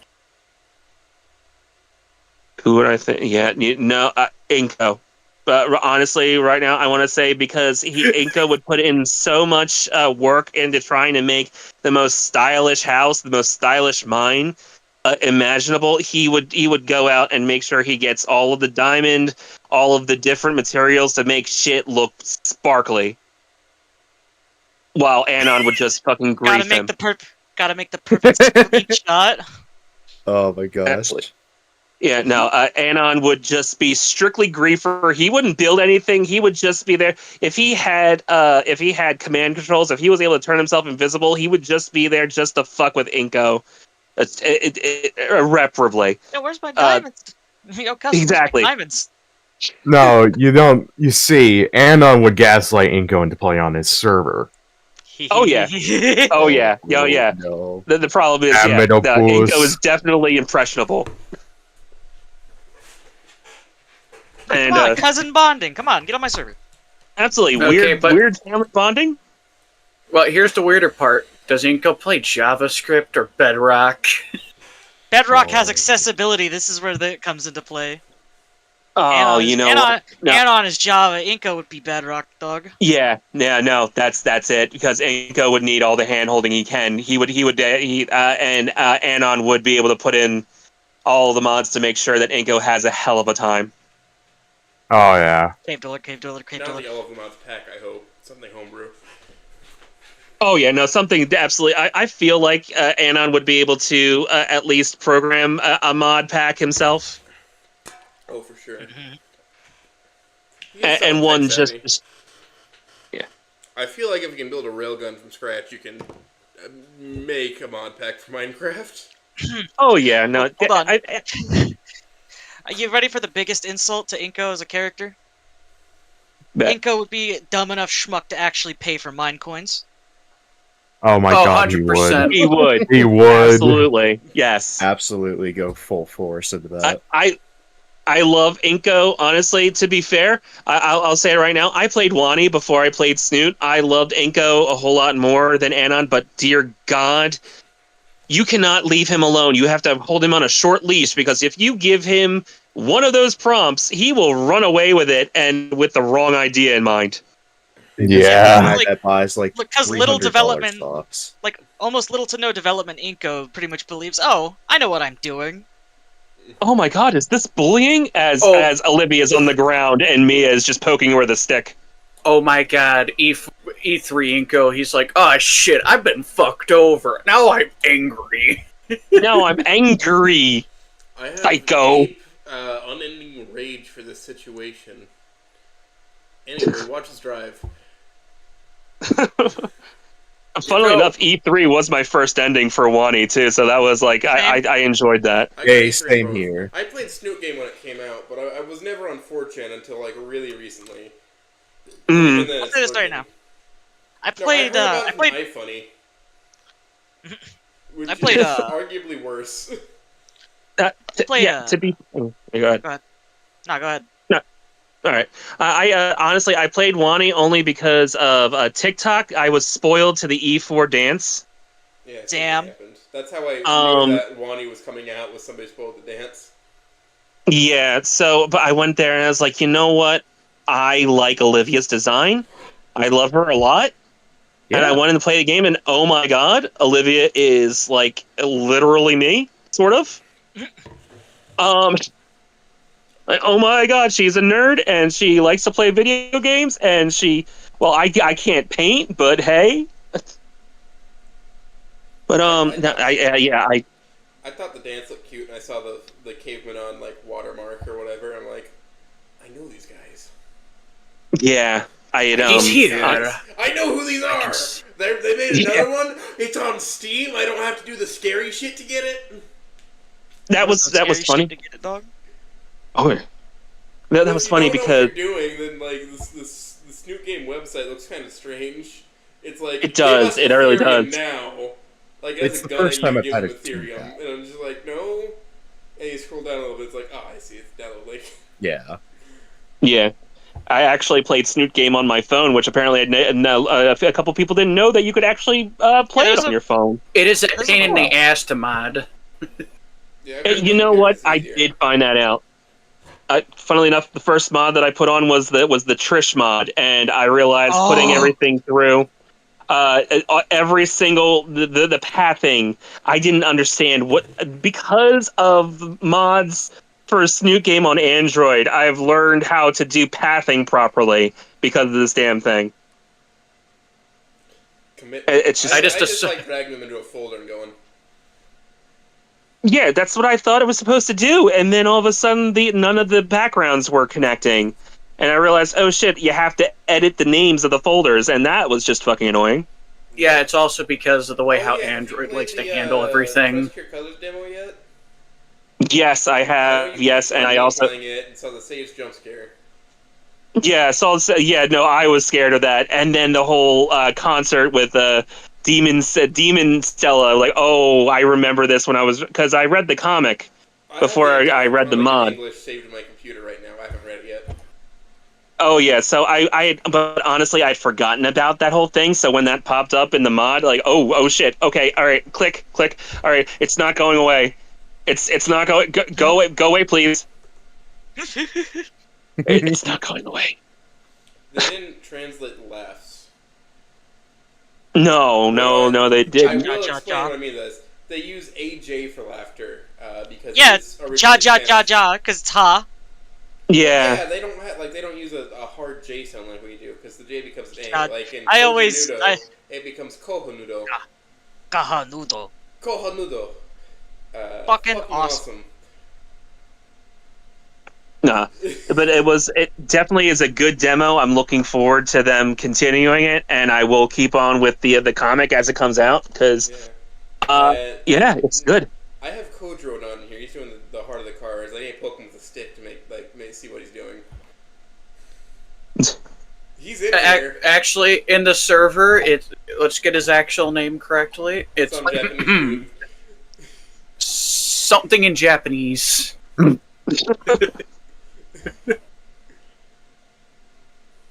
He's here. He's here. Recording sessions, but I can sense him. Paper on time, and I was like, I'm tired. I'm not doing it anymore. I hope his ears are burning. Maybe.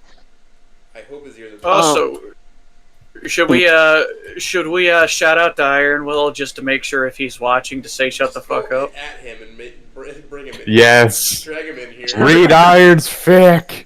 Yeah, and read Punch Drunk Gator. Still. Do it.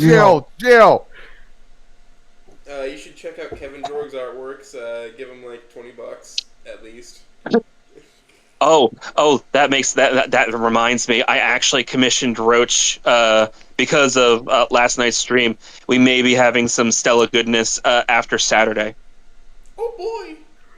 Oh goodness gracious! Yeah. Oh goodness gracious! Oh Lord, she's naked. Good gravy, she's naked.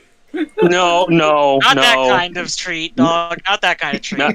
Not that. I could use a little of Honestly, it's something that I've had kicking around in my head for a bit that I just wanted because I just finished replaying the Great Ace Attorney. And I may have asked to have Stella dressed up as Herlock Sholmes. Nice. But that's just I have a certain. Kind of a strange question that may induce suffering later, but have you read the Columbo Stella fic? I have not. Oh no. You guys I oh can proceed no. with that one. Oh no. Oh no.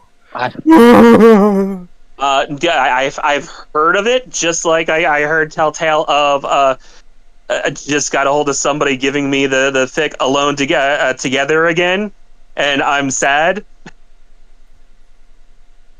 Listen, like the Columbo Stella fic has inspired me to make a Columbo mod. Now I don't know how long that's gonna take. It'll probably be done before Bad Apple though, because I'll probably be able to learn the Rin Pie in that time, and me and Receiver can buckle down and write it. I'm not incompetent at writing. I write fun stuff. I would say so. No, you're just Have generally you read what I've written? Little. You read a little bit of Megaloboxing? No, well, I have seen it. I haven't gotten a chance to actually sit down and read it. I have a lot of fics that I have like on my backlog to read. You can listen to it. I read it myself on one of my streams. I just like read a bunch of one shots one day. I'll have to read it. I'll have to listen to it then. I will listen to it for you. Hell yeah. Wait, is it pre you getting the better mic? No, it's post. Okay. Okay. I do not recommend any of Osh's older stuff only because your ears will die. I'm sorry for 1 second. I do have to go run to the restroom real quick. I apologize. Joe for it. Of course. I will be right back. Bathroom break. I need to piss. Hey, hold on. Let's all just take a group potty break. I have a screen for this. Oh no. 1 second. I can entertain the chat. 1 second. Group potty break. What do you fuck? Let me pull out Wikipedia real quick. Let me find something to look up. HRE Wiki. Do you want to look up the bat bombs, incendiary bat bombs that were made in New Mexico 1 on second. the military base there? 1 second. Let me see the chat. The Holy Roman Empire, also known as the Holy Roman Empire of the German nation, after 1512 was a polity. I can't fucking pronounce that, in Central and Western Europe, usually headed by the Holy Roman Emperor. It is developed in the early Middle Ages and lasted for almost 1,000 years until its dissolution in 1806 during the Napoleonic Wars. Thanks, Napoleon. On 25th of December, 800, Pope Leo III crowned Frankish King Charlemagne as the Roman Emperor, reviving the title in Western Europe for more than 3 centuries after the fall of the ancient Western Roman Empire in 476 AD. The title lapsed in 924, but was revived in 962 when Otto I was crowned emperor by Pope John XII, fashioning himself as Charlemagne's and the Caroling Empire's successor, and beginning the continuous existence of the empire for over 8 centuries, from 962 until 12th century. The empire was one of the most powerful monarchies in Europe. The functioning of the government depended on the harmonious cooperation between emperor and vassals.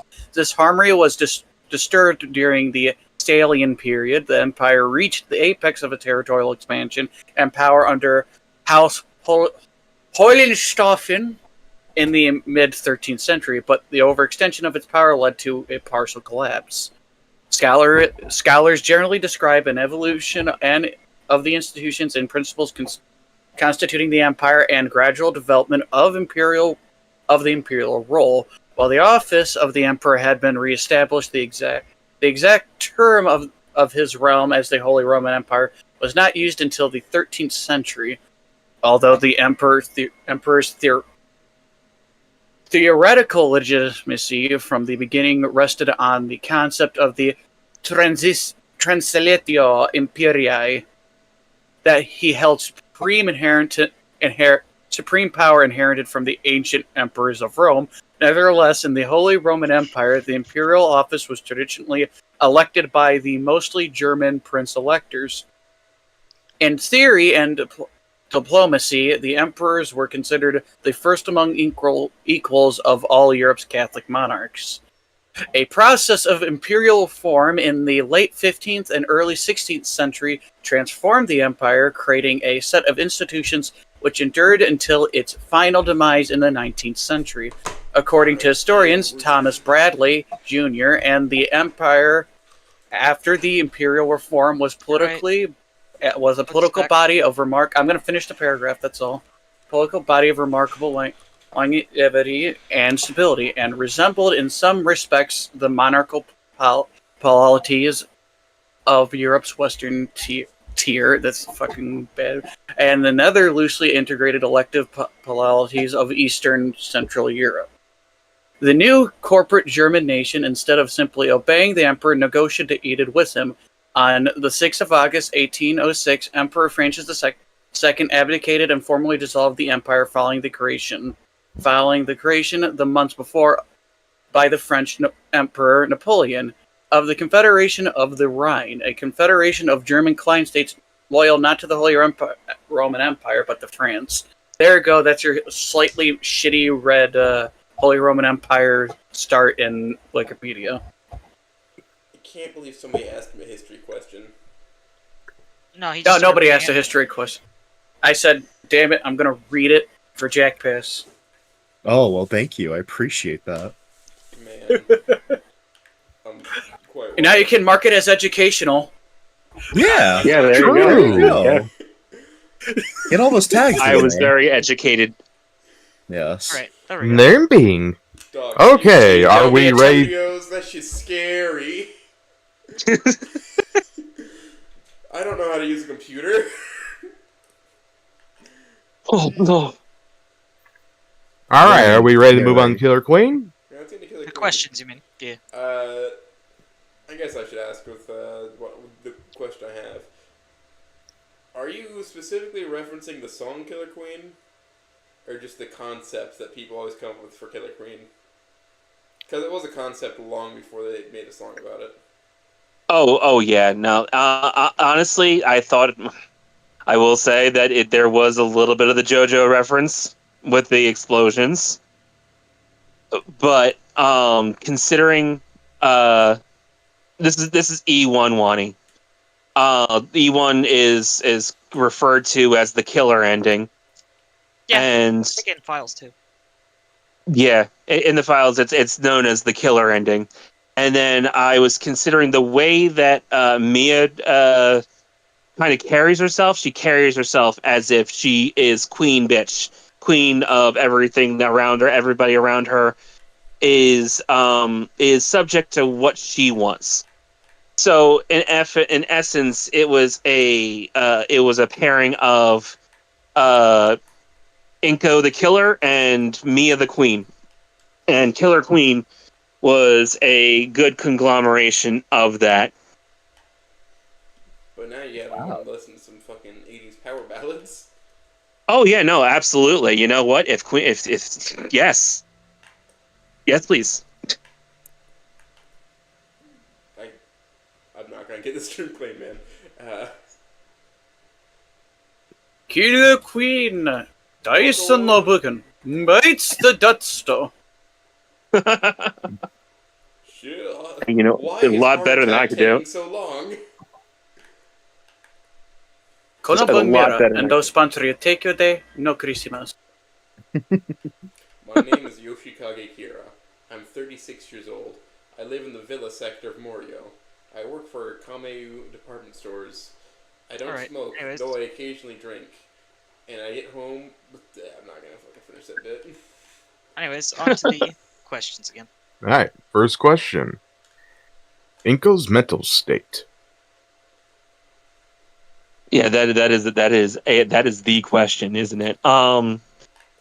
Yeah. 5 years. It's this story takes place about 5 years after the winter formal. Inko himself, I mean, if you're like looking at him from the outside, he seems to be all right, sort of. He is obviously not. He is still haunted by that night. He vehemently runs on the mantra of he didn't do anything wrong. Most E1 fix would like to try and say, oh, like he would immediately go and try and fix all of his mistakes after that. But the way that E1 ends, it's like, hey, this was just bad for my health. You know what? I'm just gonna ignore this. Yeah. I'm not gonna think about this anymore. I'm gonna push this down and I'm gonna repress it. And so the idea that he's repressed this for so long, stuff it's not going to stay down for very long. Your mind cannot maintain a good sense of self when you're trying to repress it. Hey, I didn't do anything, but I am eating myself up from the inside. Well, I guess I'm going to have to hallucinate this shit. The issue with this, though, is that he's become his own worst enemy.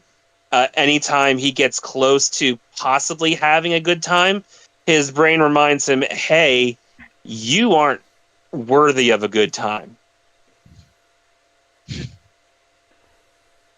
And so he says in one of the in chapter 2, if I remember correctly, he said, hey, I've gone to therapy for this stuff. Yeah, no, I'm doing just okay. This is just something that happens every so often, but I don't have to worry about it. When clearly there is something drastically wrong with him, and he just keeps on like, no, this is just something that's going to happen. I'll get over it.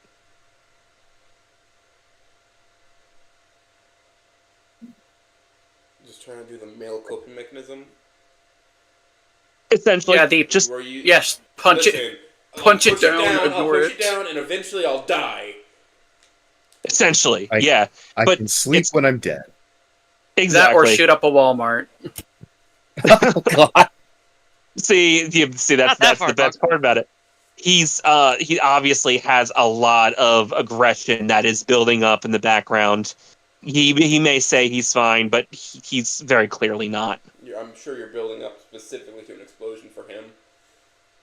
Oh. like I said, like a lot of things just came together and worked out for that title. No, I may as well keep going with the anime references. Go on to Mob Psycho. Have you not seen Mob Psycho? I have seen Mob Psycho, yeah. Yeah. Absolutely, yeah. What happens when Eco reach 100%? Oh no. It's not going to be a good time. I can tell you that much right now. It is. This is. We're waiting for the question mark moment. It's gonna be one of the biggest adrenaline rushes pumping straight to his head. Mm. So you know what happens when you take Francis's Mountain Dew? Take that times about 200, I'm sure. It's not good. So I'm not don't do that. Silly, it's just who I am. Yo, no, that's fair. It's funny. I was just watching a documentary about all that too. So I started thinking about, did you take my Mountain Dew? Did you take my Mountain Dew?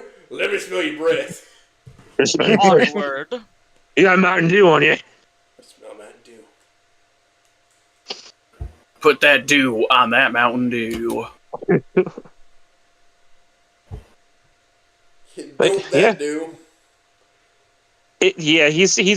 So just all in all, he is a powder keg waiting to happen, and he doesn't even know it. It's like putting the 24 beeper on or something. It'll happen, and we don't know who will have to bear the brunt of that. Don't know. Yeah. Do you know that Olivia actually died, or is it just coma? No. I will say right now, yeah, no. Have you read it? Have you read any of it yet, or no? Oh, here's how I'll best describe it. Bad apple. Revenant. God. Yeah, God. I will say, yeah. Oh, go ahead. Good. Now, yeah, I will say that Bad Apple did have a bit of a an influence on that one aspect of the story. Where do you? I guess. Well, we're having questions about. Do you really? Do you have any issues with me at least talking about what I have written so far? I don't have any issues with it. It's your Okay. story. If you want to spoil, That- go ahead. So listen. that- I'm perfectly happy to hear you talk about whatever for a long ass time. no, that's fair I don't because know if you Killer saw Queen, Sargent's. honestly, Killer Queen has Stares become us. like a pet project of mine, and it wasn't even meant to be, honestly, which is funny. Stares at Sarge stream. We still have to go back and finish Sarge's shit. Yeah. Yeah. I will say, Olivia is still technically a character in the story. She's But one I of the will say, specters that haunts him. hmm? She's one of the specters that haunts. Or I guess I don't think anybody else dies anyone for Wani. Nah, yeah. Essentially, Mia does comment about it in chapter 2 that she did end up in the hospital, but essentially, from what Mia heard, that Olivia just this was the moment. This was the situation where she just gave up the ghost. Essentially, she What a just funny did. metaphor for what you're about to do to a man. Essentially, yeah. Which is the part where Inko, his repressed emotions seem to have taken the form of his old flame Olivia. Olivia is still haunting him, and in essence, sort of like with Bad Apple, with all the revenants that are there. Yeah, this is not a fun house call for Inko, considering he's repressed all of his emotions. Olivia is essentially a revenant that acts as a mouthpiece for his own self hatred, essentially. In Aren't the you being neat tired of package being of nice? yeah, it's in the nice neat package of E1 Olivia basically just terrorizing him. Don't you just want to go ape shit? Don't you just got loose and fuck shit up?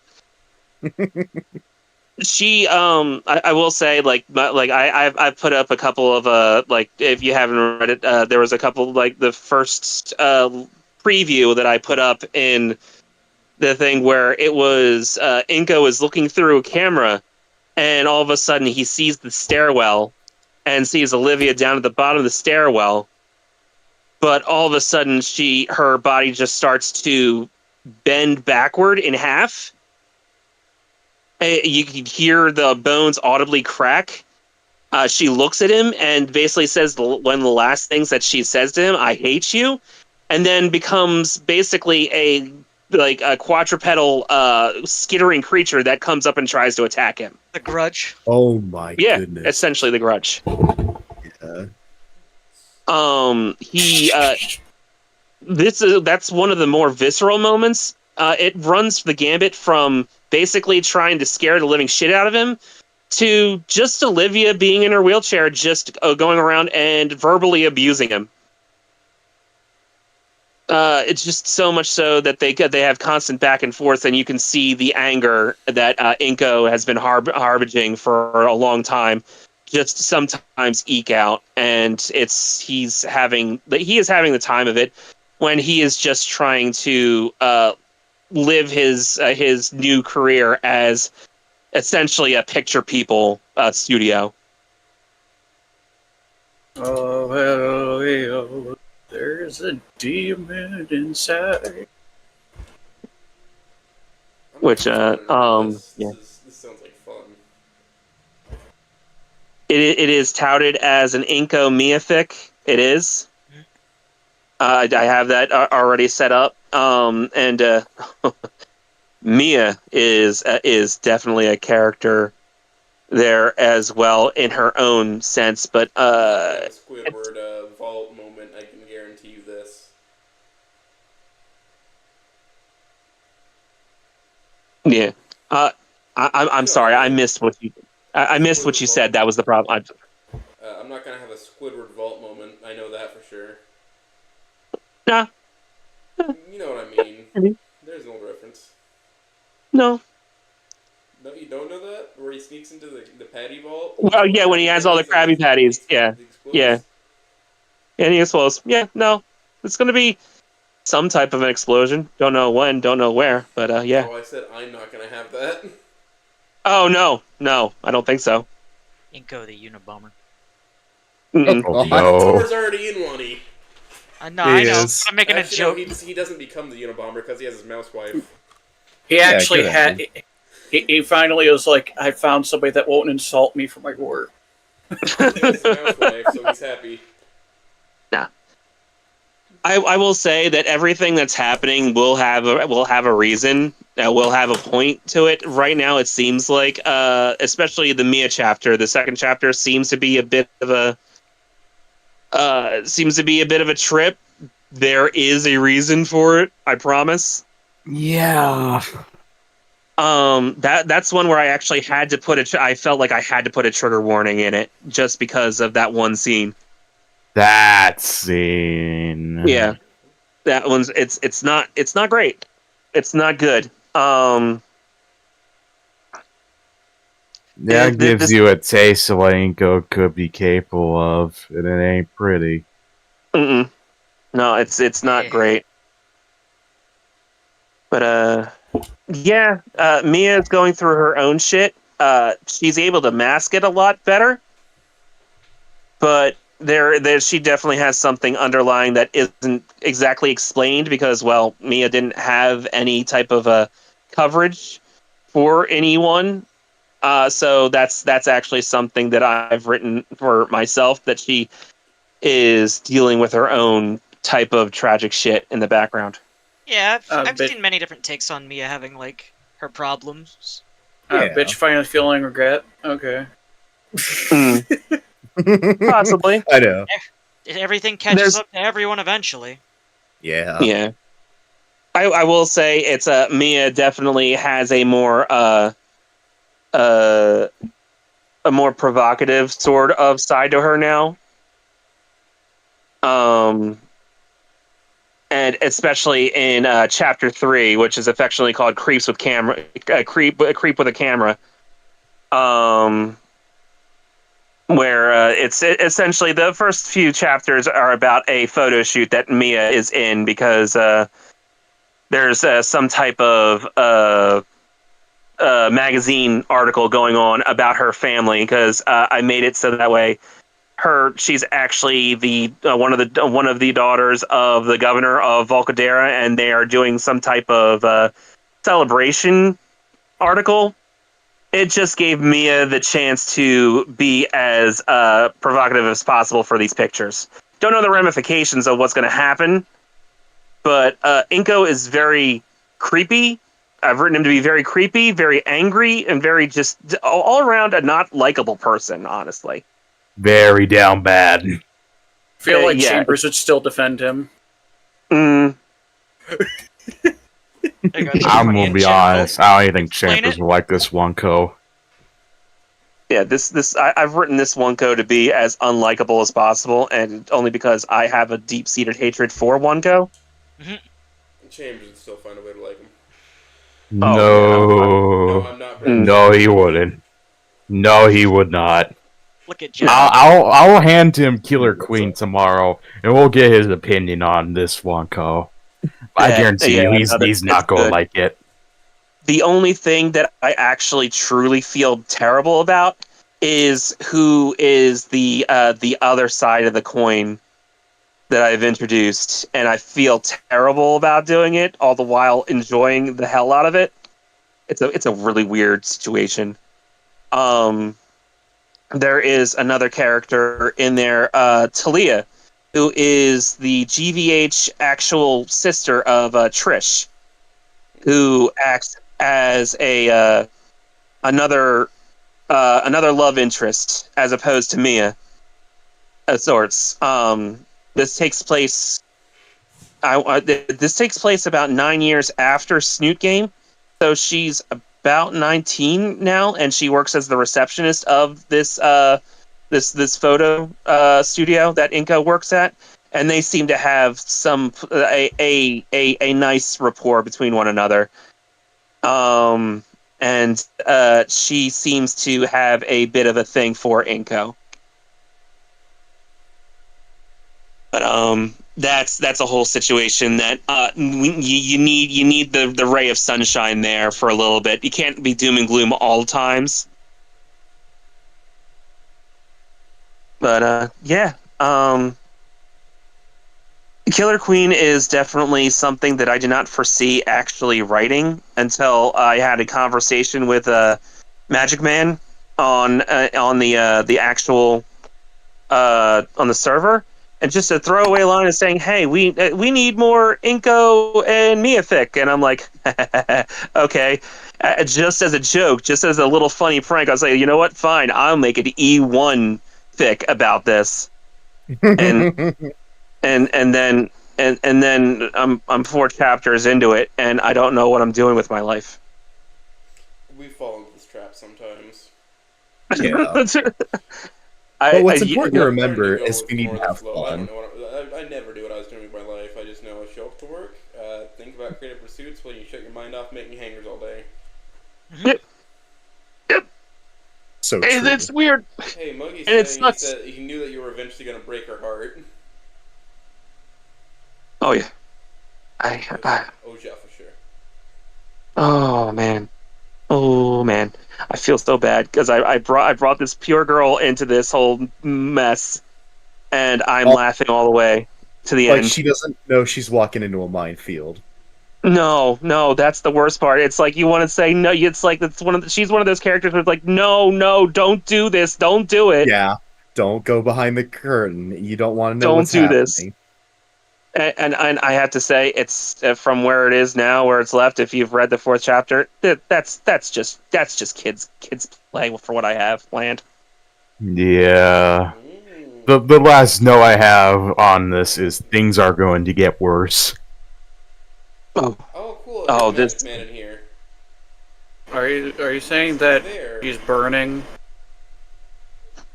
No, he's right in the chat right there. It's in the chat? No, you motherfucker. Where the hell are you doing here for?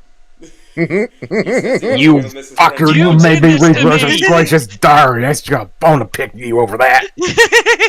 Oh my gosh, there he I don't is. feel peer pressure. I am the pressure from the peer. It's the peer. PEIR, I am a doc. I am the clock tower. You know what? I appreciate Magic Man for what he's done, because he's given me a new earwig to just burrow in my head and be more creative in a way that I never thought I would be. I didn't think I was going to be writing a rope fic, honestly. I didn't think I was going to be doing that. But here I am, and I seem to be getting more attention than Wani. Ugh. I guess it's just I like to see bad people suffer, but also I want to see them like fix themselves as well. Yeah, I like exploring those ideas. But they have to break more first. They need to be humble. Was it Kinasugi? You can't fill the cracks as gold if there's no cracks to fill. Exactly. Yeah, there is a powder keg growing in the background. The chapter 5 is going to be from Mia's perspective. I will say that. I'm going to try and bounce back and forth, kind of like what I do with Wani. But each chapter is going to be self-contained to each character instead of just flipping back and forth mid-chapter. It may slug things down. I'm going to try not to do that, but I want to make sure that they both have a chance to shine and actually I don't even want to say grow, because they're not really going to grow at first. Going back to how big of this powder keg? Here, Jack. Grow is not a good word for it. Death spiral is the best way to describe those two's relationship. Listen, I guess I don't tell people to code and see. I tell them to grow and flourish. I don't know, man. I guess it's built different. So this powder wait, keg, I will. Oh, I'm sorry. Go ahead. so you're saying powder keg, like with what you're writing. What level of a powder keg we talking here? We talking like Balkans during 1914 type of powder keg, or worse? I'm gonna. Well, I will say that there will be an initial explosion, and then there may be aftershocks after it. Inko has to come and face the facts that something is wrong, whether he likes it or not, and it's gonna happen. There is a reason why, and I hate to say it, but there's a reason why this is a an explicit fic. And with the way that chapter 2 goes, that's not going to be the only time something like that's going to happen. Oh no. Oh, no. Mm-hmm. Oh no. Mm-hmm. Oh no. Mm-hmm. More pain and suffering, And Yeah, so no, as we pain get and suffering. That's the thing. That's the name of this game. The pain and suffering has to happen first, and then we're going to see exactly what happens. And just because there's an explosion doesn't mean the parties aren't going to suffer at first. Yep, it's gonna be the initial explosion, then the cook-off. Yeah. No, there's going to be. Fallout. Yeah. Is just some shooting the Archduke level fucking Fallout happening? More on the emotional spectrum than actual physical at first, at least. Well, there will be physical.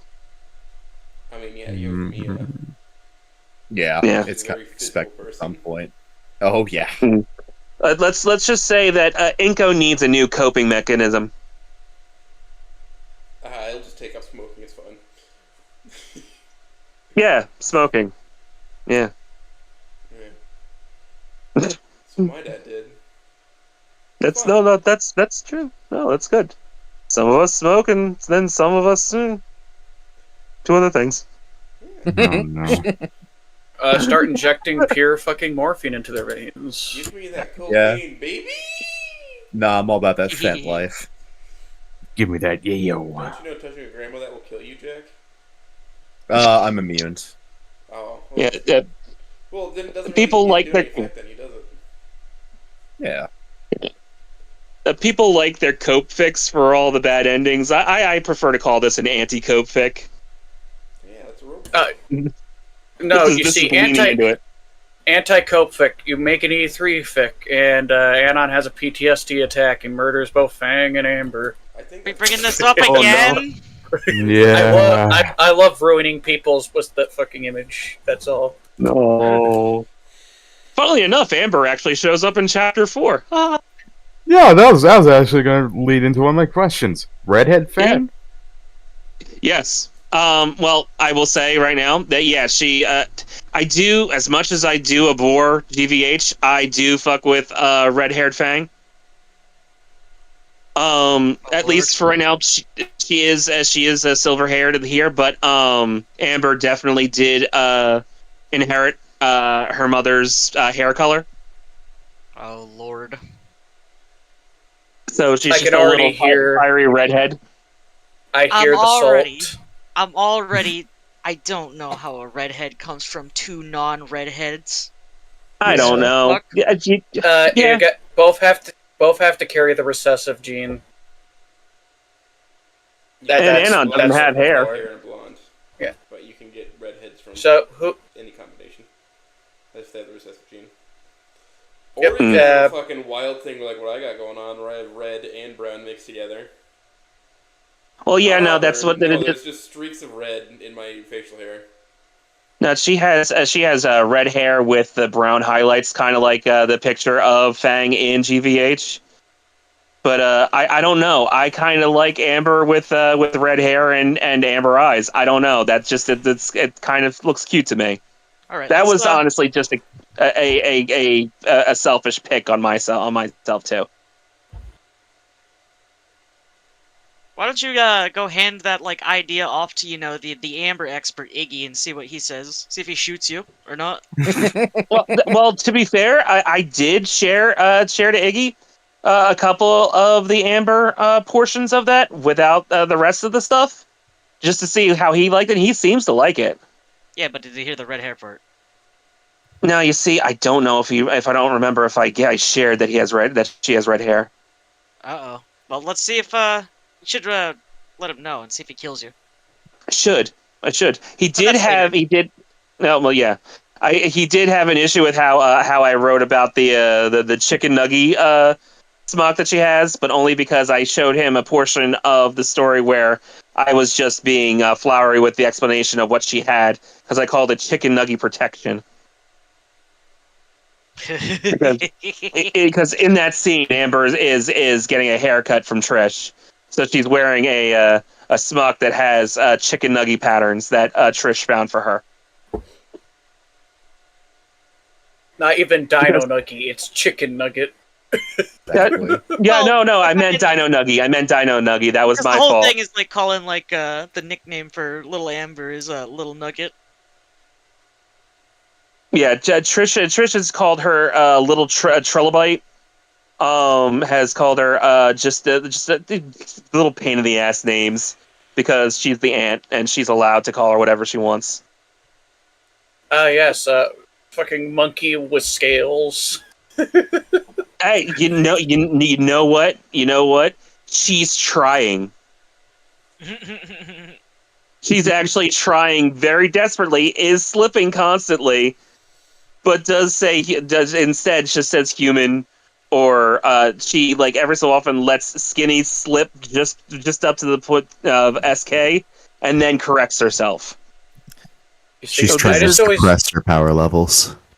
Yeah. I always just half assume with fucking Amber she gets a monkey face every once in a while. Go. Oh! I feel like she would do that just the making sure. Well, no, she probably would do it in front of Anon. I wouldn't be surprised. Stupid monkey. Yeah. She would sound like Frieza. You stupid monkey. You fucking know. Days. You fucking Your know that planet like dies now. you definitely know that like fucking like if Anon ever like beat Trish at a game that had a bet, he would tell Trish to dress up like Frieza because it would be fitting for her. Oh Yeah. So fitting. I will say that this is a better adjusted Trish than I've ever written before. Because this I will say E4 Snoot game happened in this fic. So Trish is trying to grow as a person. Even mentions that, hey, at one point I tried to commandeer the life of somebody that was basically my sibling. I don't want to do that again. But if you fucking hurt my sister, you will be mulch. Hell yeah. And we'll see how that works. Yeah. Are you actually going Yeah. to do it or what? Inko's gonna learn the wrath of a trigger. The passion of a trigger. This, trigger that, trigger please. I saw one of them said the other, could a trigger borrow a head of lettuce? Oh, God. I said, It's how's a something. trigger gonna borrow a head of lettuce? Is the trigger gonna give it back? God. God damn it. Because But, they can't have yeah. beef tallow. No. And real french fries have beef tallow, not peanut oil. Oh no. Oh no. Well, unless it's Oh, Five man. Guys. It's been an hour. It's been 2 hours 30 minutes. Yeah. Oh yeah, Woof. it's quite a Jesus. bit. Oh, it These has. things go long and you don't Oh. you don't feel it even. Cough, No, cough. it doesn't looks feel like Sarge stream could have gone a lot longer. Oh, Sarge was like a it could've, 3 hour. But I had work the next day. That shit was on a Tuesday, man. Oof. So I work Sunday through Wednesday, so it's just the Friday just works out better for me because I got stuff I do on Thursdays. I play D&D on Thursdays, and then I go over my parents' house on Saturdays. So Friday work. yeah, Oh yeah, that's why Friday worked best. And had I known that Humo was going to do the Swanfather spotlight, because as soon as I saw that notification, it's like, well, fuck. Remember, Humo is fucking is Oates' fucking op, always out there. Exactly. Well, as Humo put it, Umbra interview, and then somebody immediately insulted him. He's like, "Well, I see how this is gonna be." so I will behind the Because scenes the second stuff. he showed up, it was the whole fucking picture the apple in your I mind. didn't realize he was there. Somebody brought it up to spite him, though. I'm put just my hand on watching your YouTube shoulder. chat. I see, oh, I'm never gonna escape this, am I? And I just fucking burst out laughing. So one little thing, Humo doesn't mind a little bit of competition. Yeah, no, I'm sure he's fine with me existing here. It's not like I'm stealing a vast amount of audience anyway. It's nothing like that. It's healthy for the to have people in some. the Discord, to enjoy for the most part. It's healthy to have competition, yes, I agree. That is within the spirit of the capitalist society. It iron sharpens iron. No, iron sharpens himself on Nick, let's be honest. Yeah, he does. Yeah, no, that's true. I'm gonna take your MILF privileges away. No. You can't. That's illegal. He is the MILF collector. That is an impossibility. It's literally impossible. It is. You can pry it from my cold, dead hands. Well, but you cannot. Doing that will end the universe, Oates. Are you sure you want to do that? Good luck prying it from my cold, dead hands, because I will have glued it to my cold, dead hands. Actual time out of my real gun.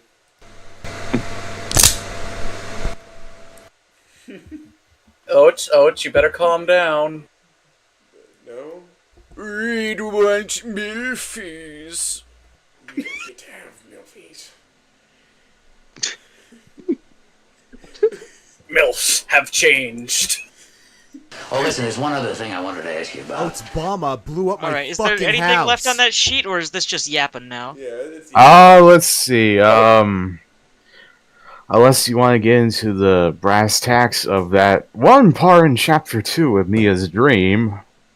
I mean, yeah, I'll answer what you want. Which part? Because there's a couple of things that happen there. Yeah, let's go from where the masquerade breaks a little bit with Ben and go from there. Oh yeah. Now see that one's kind of guarded close to the vest, but there's something going on. Very clearly, Ben's not in the picture. Brass tacks. Ben is. We don't know what's happened with Ben, but my vote is for psychotic break. He disappeared into the woods. Well. Forever.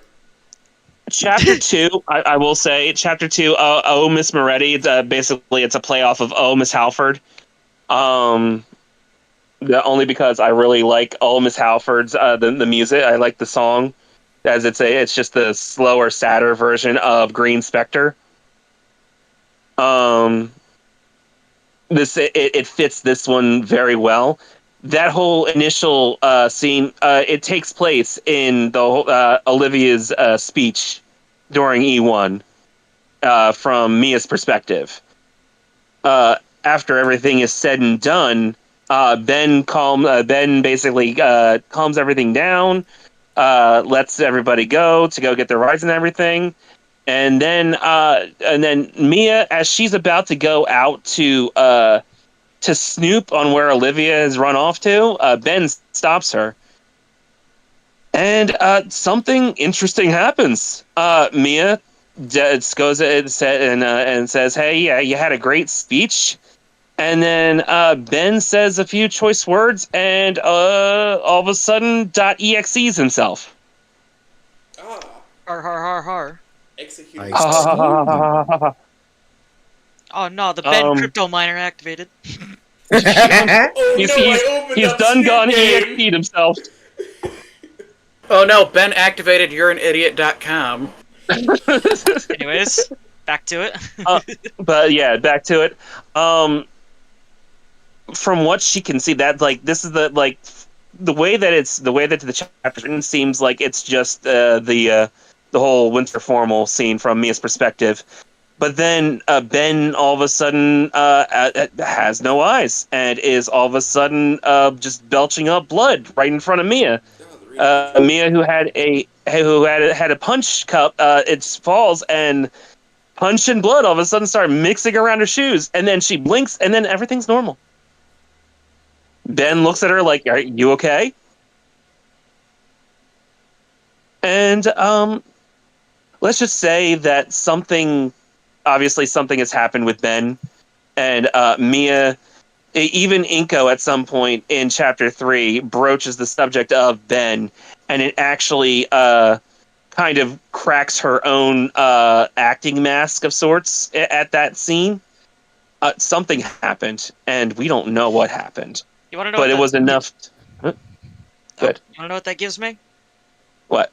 You know the actual like statistical number for the amount of schizophrenics that like kill themselves by jumping in front of trains. That's what you're making me think. It's Maybe. a really high number. It's a really high number. He at the unfortunate thing of saying he is on antipsychotics. We don't know exactly how. We don't know exactly how bad he had it. In a sense. I'm gonna just go assuming Ben is a schizophrenic train statistic. We'll see.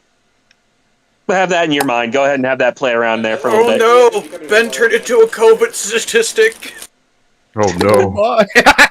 Oh, you're right about that. Everybody goes, they went crazy and jumps in front of a train now, but I like that he became a wild man better. Walked out into the wilderness and never showed back up. Yeah, like Feral Ben. Oh, that would be so bad. I will say that we may get a sneak peek as to what's happening in that whole situation in this next chapter, since it's Mia focused. And then I'm going to keep on following the. This is the one that's going to have the cameos in it because we have to have something fun to look at before we're completely ripped from our skulls. Yep. Definitely. And if you know what what Dynaco mechanics could possibly mean, that there's a couple of characters that may show up there. I have an inkling of suspicion. No, the cameo. I'm having fun with the cameos in this one because I have to have fun somewhere that isn't just naming characters. To, the voice in this clip? That's where is it? Where the there it is? Mama needs that all one. 5 pounds. You fucking playing that one live on stream? Fuck you. Put on the I'm over dress, here me. joiking my no. All right, you're getting I will snipped. cut your penis off. Just hitting all of them like, oops, I've got sorry. my Oh, here's the one. bitch. I'm Just lost. hitting all of them, looking for the correct one. America is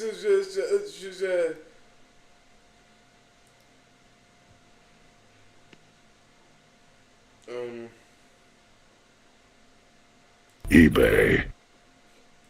Put on the dress curtain. Oh no. Anyways, enough of that. Continue. As it always does. No, but yeah, that something definitely happened to Ben, and it was enough to be the first initial crack in the there's something going on with Mia at this point. Yeah. Basically, she just pushed it back into her back of the brain and said, "Nope." No, that's going into the Fin Vault. Ooh.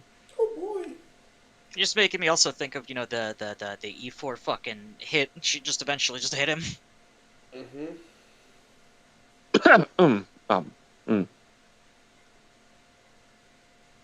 Maybe.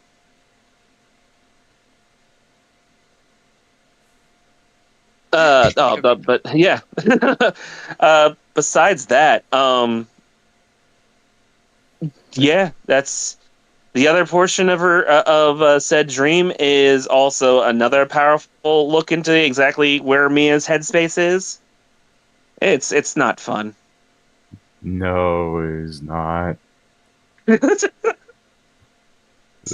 is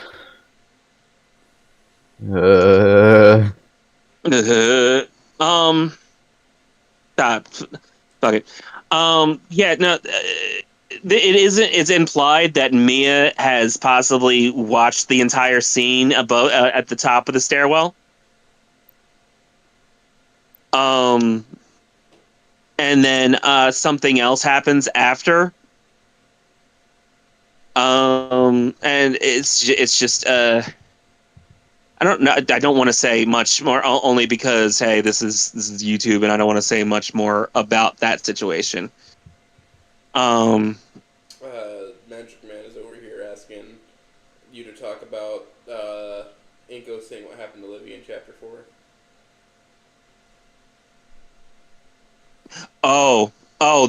That's Magic Man's favorite scene. I know that.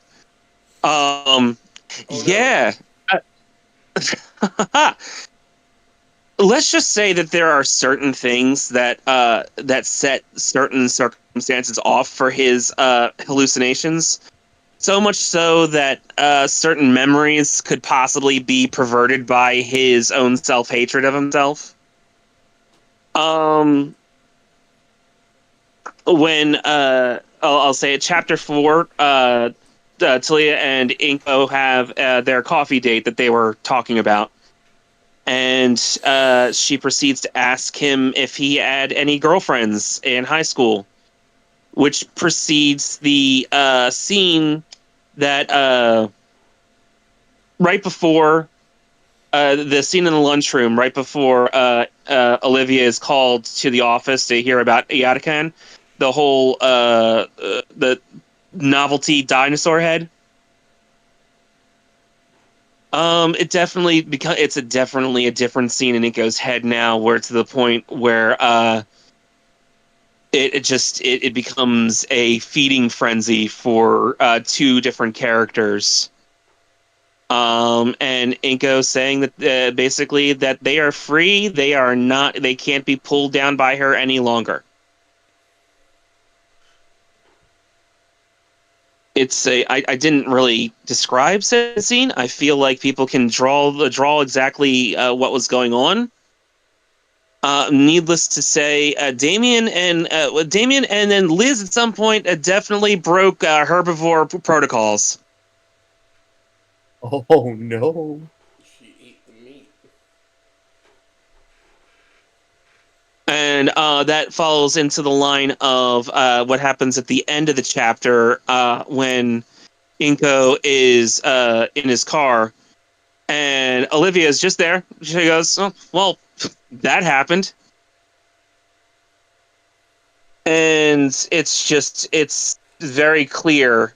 And Olivia spells it out for him right there that, hey, I'm not in control of any of this. And she points to his head like, you are the one who's causing all this. I'm just along for the ride.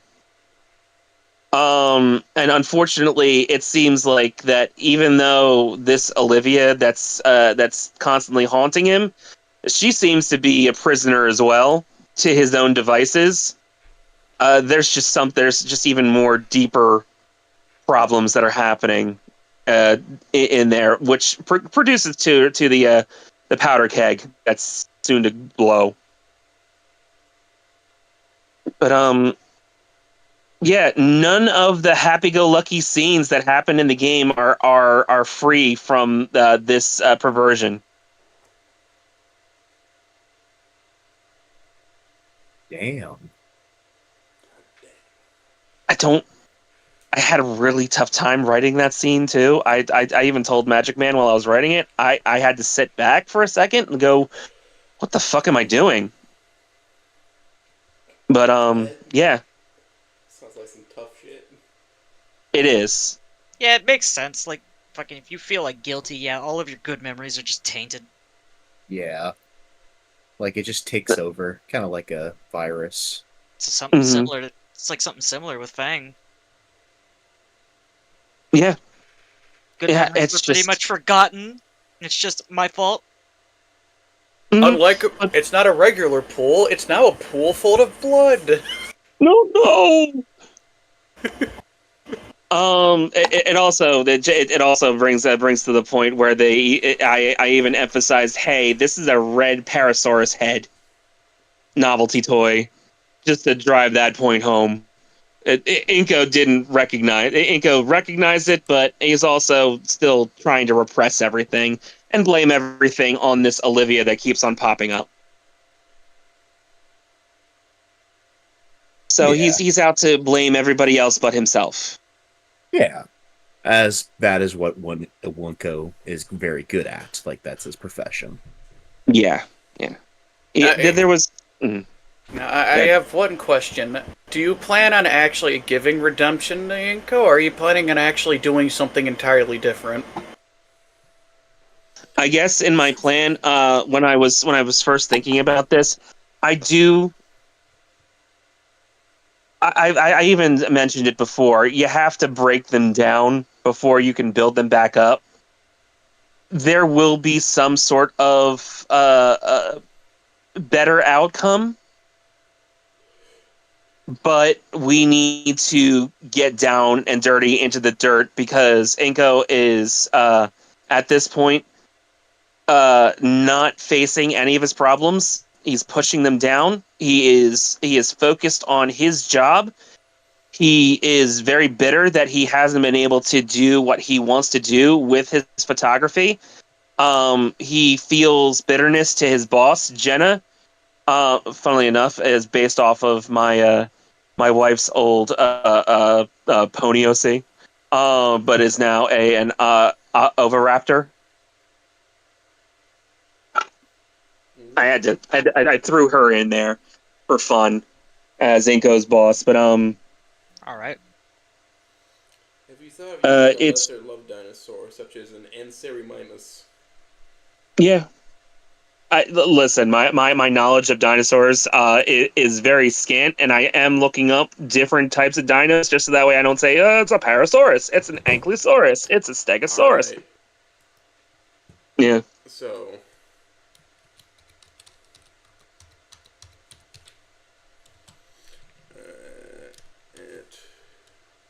Oh no, it's a don't want to say that dinosaur's name out loud.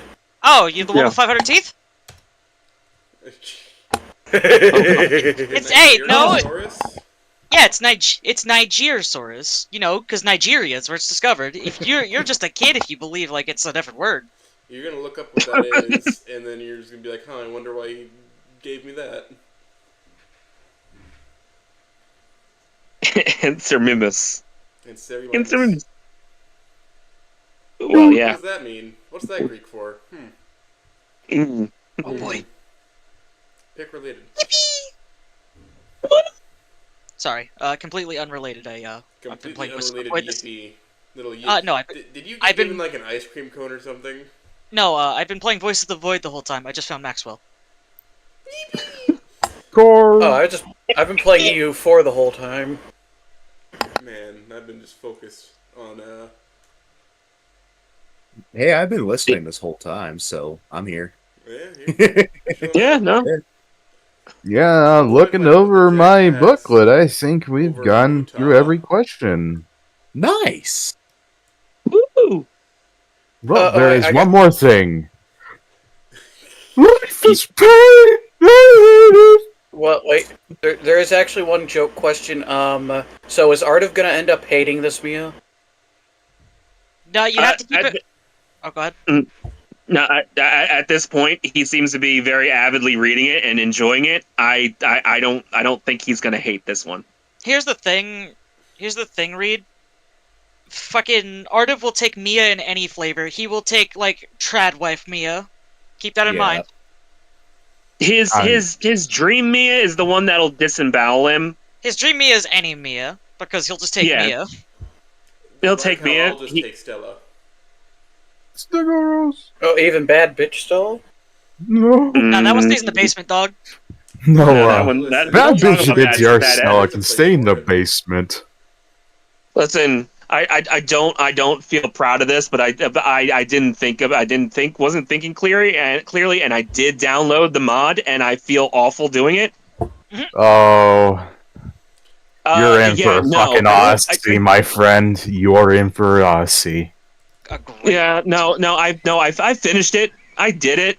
I'm not proud of it. I have deleted it. Oh, why do I have to keep bringing this up? I don't know. I don't Have know. you seen my basement?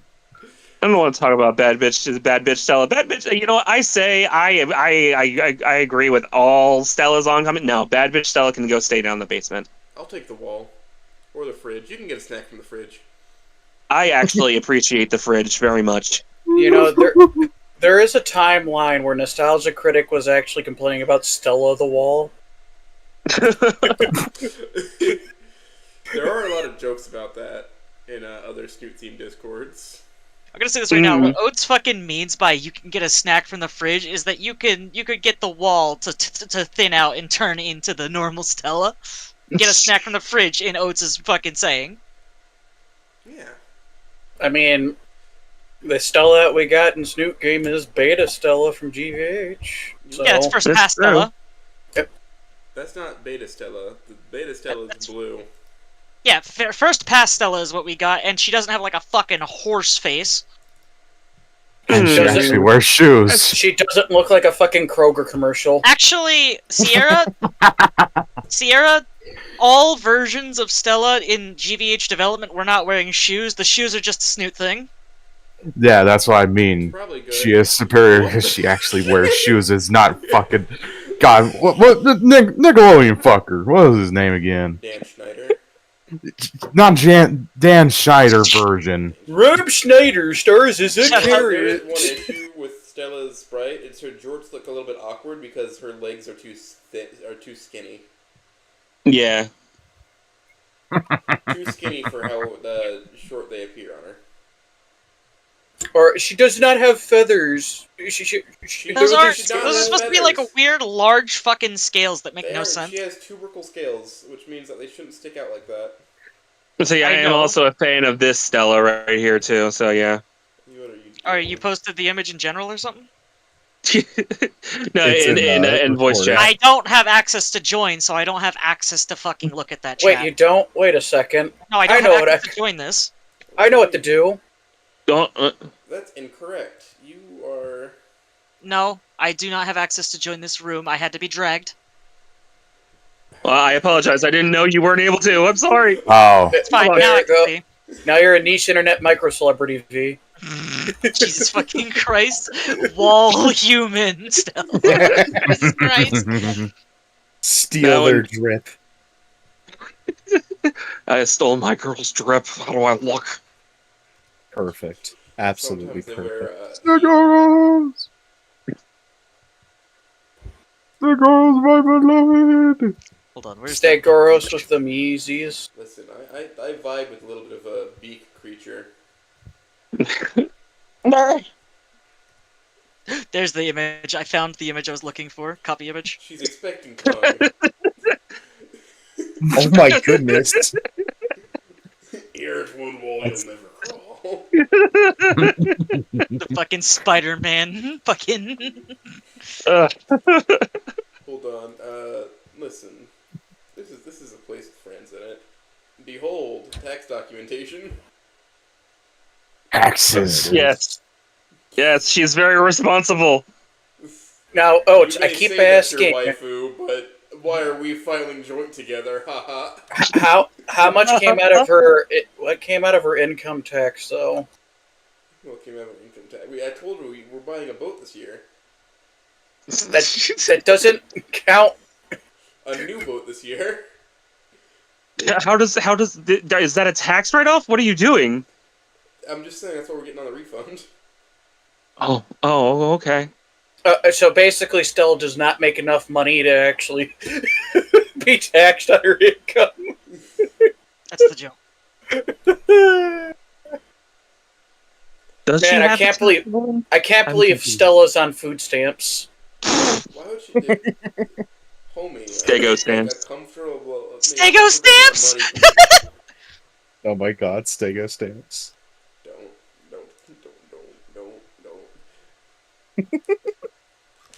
You already know I'm gonna do that thing, Batman. I'm gonna file joint with her, and then take her into the bedroom. And take a No, nap. Joker. Yes. Don't do it. Yes. Don't do it, Joker. I'm gonna be so well rested, Batman. We're gonna cuddle and go to I'm gonna cuddle with my bed. wife, and we're gonna be well rested by tomorrow morning.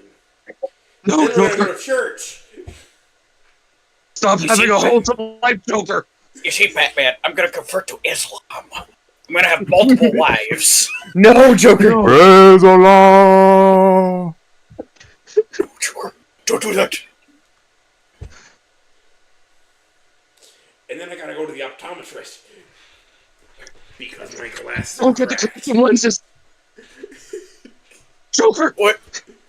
Joker, you got your eyes done like a month ago. How'd you break them already? You did this, Your Batman. prescription is fine, Joker. Break? I said cracked. Anyways. Every now and then you have the brain rot urges, like, Oh. you know, the other day me and Sarge reenacted Dutch Vanderlyn and Arthur Morgan moving a couch inside of a house. That was perfect. Come on, Dutch. Wiggle it to the side. Arthur, you gotta twist it the other way. You're gonna rip the couch I am from the door twisting it. frame.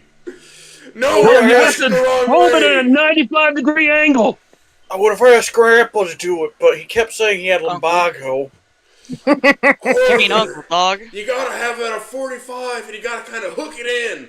'Cause the I arm is can't too help, big I for got the lumbago. doorway.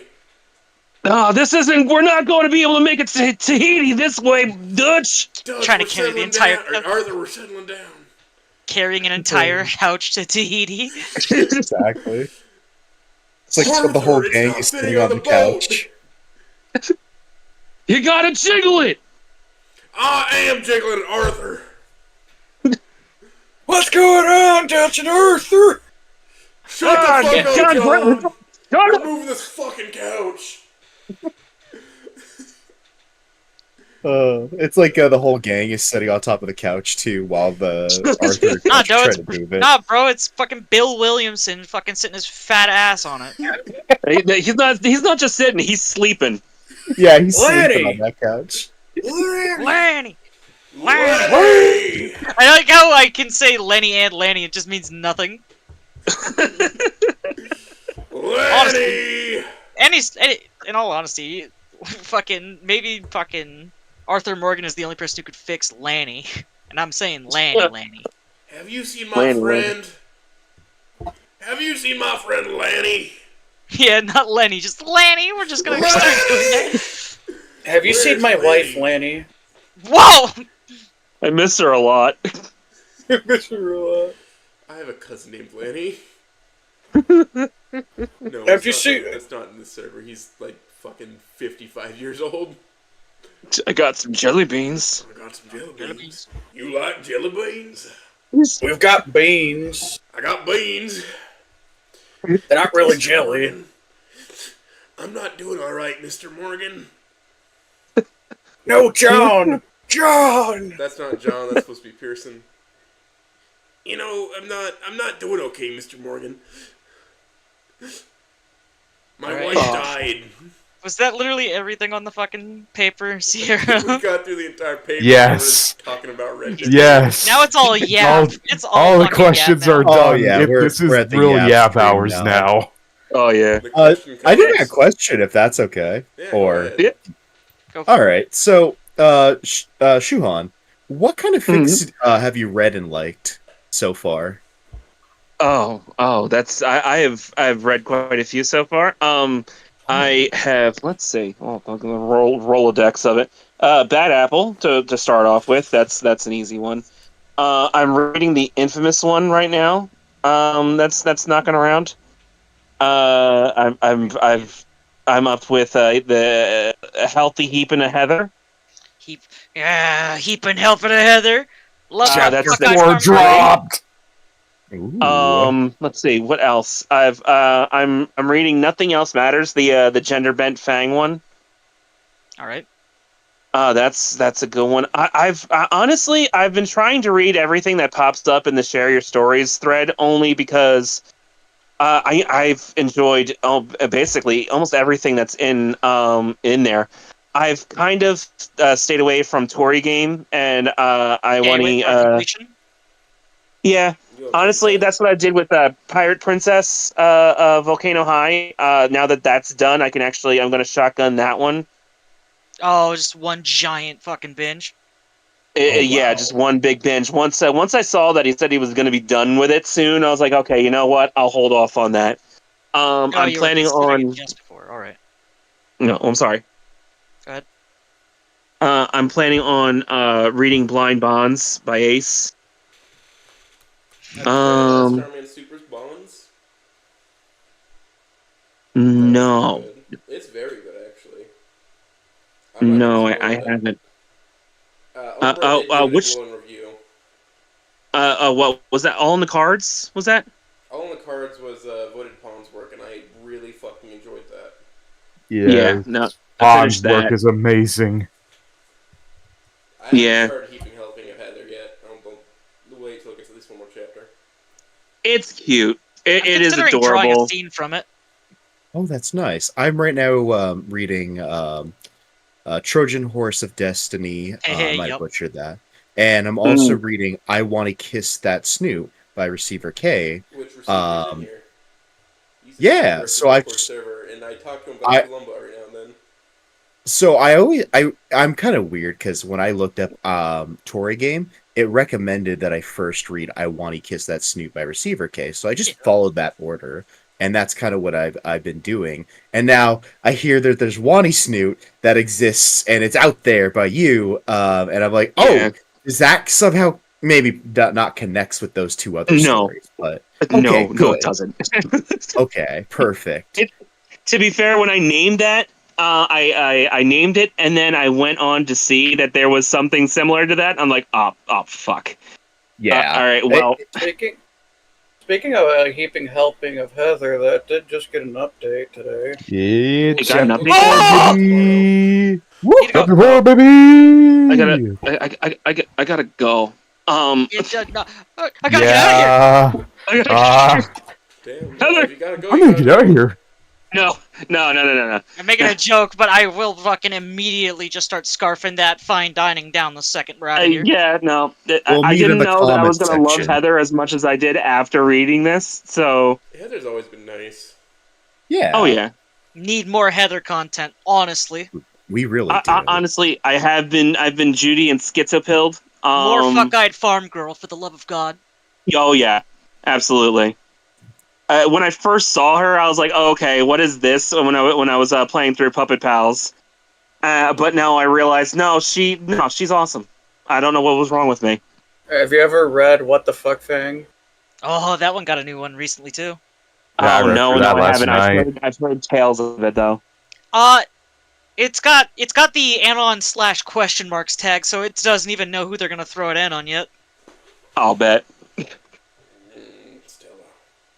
Let me. If you want a summary of what it's pretty much like, it's you take the E4 route, but the Doxin goes way more negatively. Oh. Yeah. Fang is one of the people laughing. Oh no. That's what the fuck Fang is. The direct soul damage. No. That's I don't know how I feel about that. I want to read it. It's chapter 1. Yeah, go for it. I fucking love reading through the explicit. Here, milking Heather. Oh God! Anything like Goid. Okay, I'm gonna say this right now. Anything like Goid is fucking weird. I ain't touching that with him before. Yeah, Goid writes weird shit. Goid has left me several very nice comments. I was like, "Oh, this is cool. I like this guy. Let me go see what." Oh, and you're just like, I see what he does. No, I see what he does. You know what? More power to him. But it's well written is just the most terrible part of that.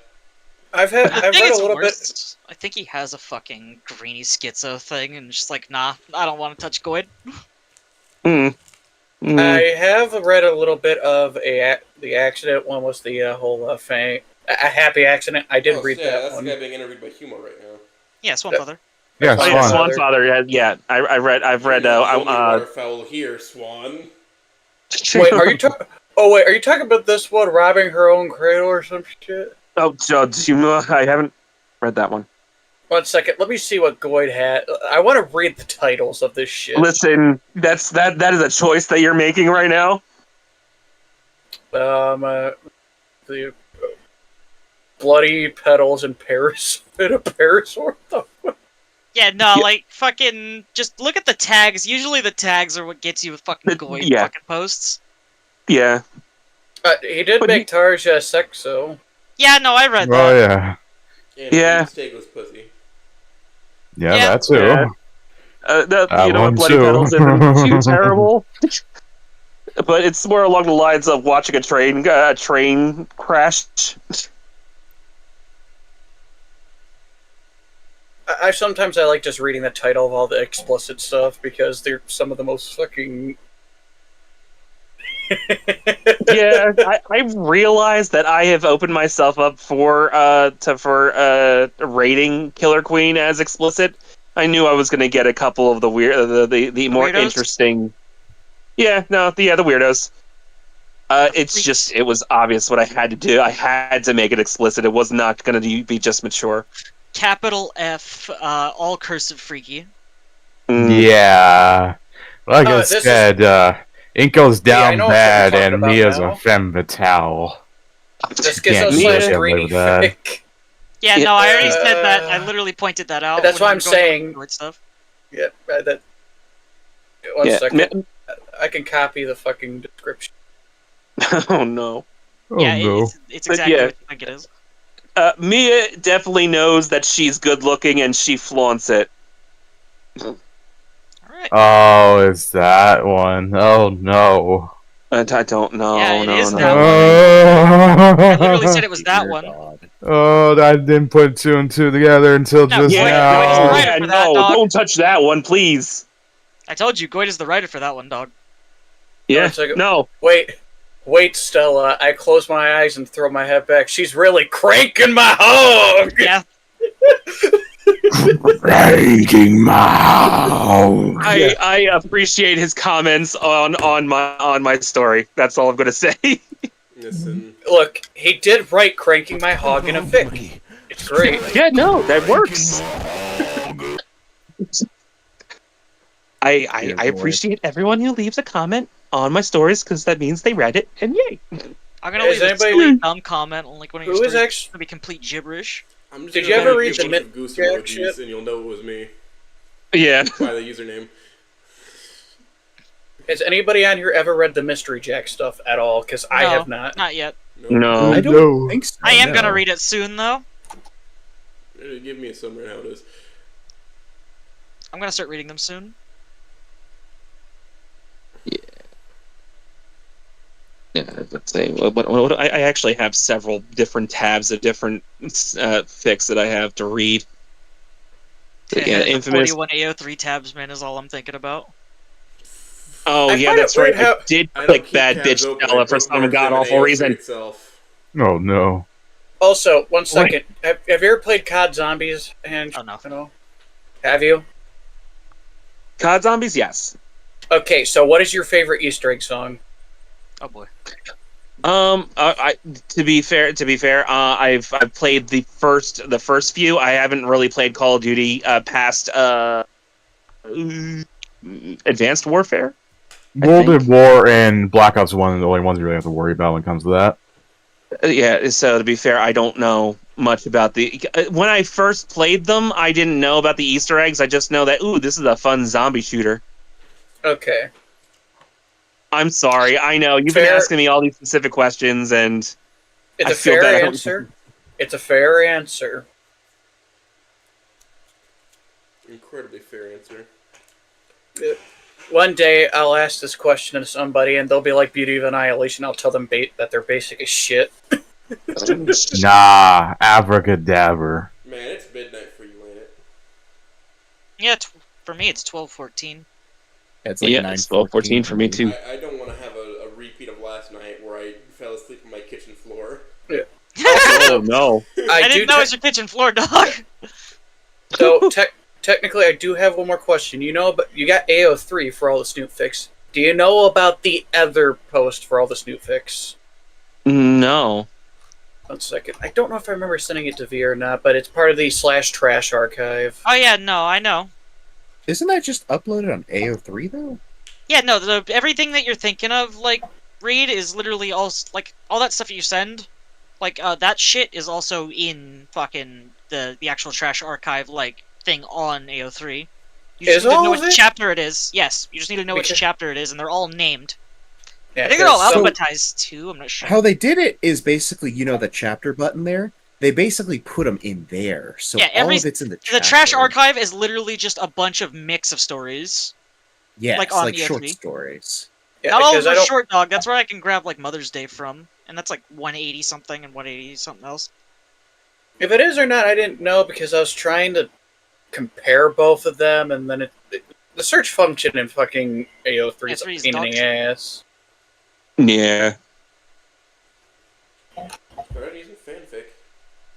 I think I've read one fan fiction before Snoot on AO3, man. I'll say this right now, dog. I'm still gonna need to find a place to just get a long, like, just text document of Tarja lore. Yeah. Still gonna need that. Just find that. I have to actually get my feet in the water writing, but I have, like, nothing. I still need to replay Snoot game, and then I need to fucking get, like, Tarja lore. I don't know where to look for Tarja lore. I just want somebody to hand me, like, a long fucking piece of paper at this point. Is there actual any information about her other than because it feels like the way that they introduced her? Wait. I will get Faust and JJ in here at some point. Oh God! It says he'll introduce, and that will be your fucking in to get target lore. The Tarja, fucking like it just. Swedish. Look, too much. No, she's not Swedish. She's fucking Finnish. Finnish, you doghead! You are a dingoose. Dingoose. Do not fucking besmirch my Finnish queen. Listen, I'll get JJ and Faust in here. Simply, I'll ask Umbra, hey, could you do some introduction for me so I can grab him in here? And they'll be like, yeah, sure, man. God. Do it. And then Do it. they'll be here, and I'll talk to them for a while, and they'll be like, hey, I need, like, a text document for Tarja.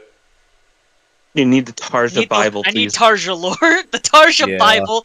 I need a Tarja Bible so I can Hold on. understand. No. Reed, you're the MILF collector. You know what you have to do. You gotta write you gotta write the fucking MILF encyclopedia. The fucking That's a good point. The MILFy decks. Okay, so you see, here's how it works: is I can't program a web page for the life of me. No, it's gotta just be like a fucking. Text document. It's just gotta be like a Google Doc, dog. Yeah. Let me see if I can find my Word document shit. we gotta have like Professor Reed make the fucking MILFy decks. Tarja, you know what'd be funny? Finnish type MILF, also dinosaur type as well. God. Is weak it's gonna to be like the Scandinavians. It's gonna be like the Xenoblade 1 relationship chart where it just shows you how everything is connected to each other with like people. Ooh. You have to bring up all the Xeno games. You have to bring up the fucking Xenoblade series. God damn it! I want this shit as complicated as the Kingdom Hearts lore.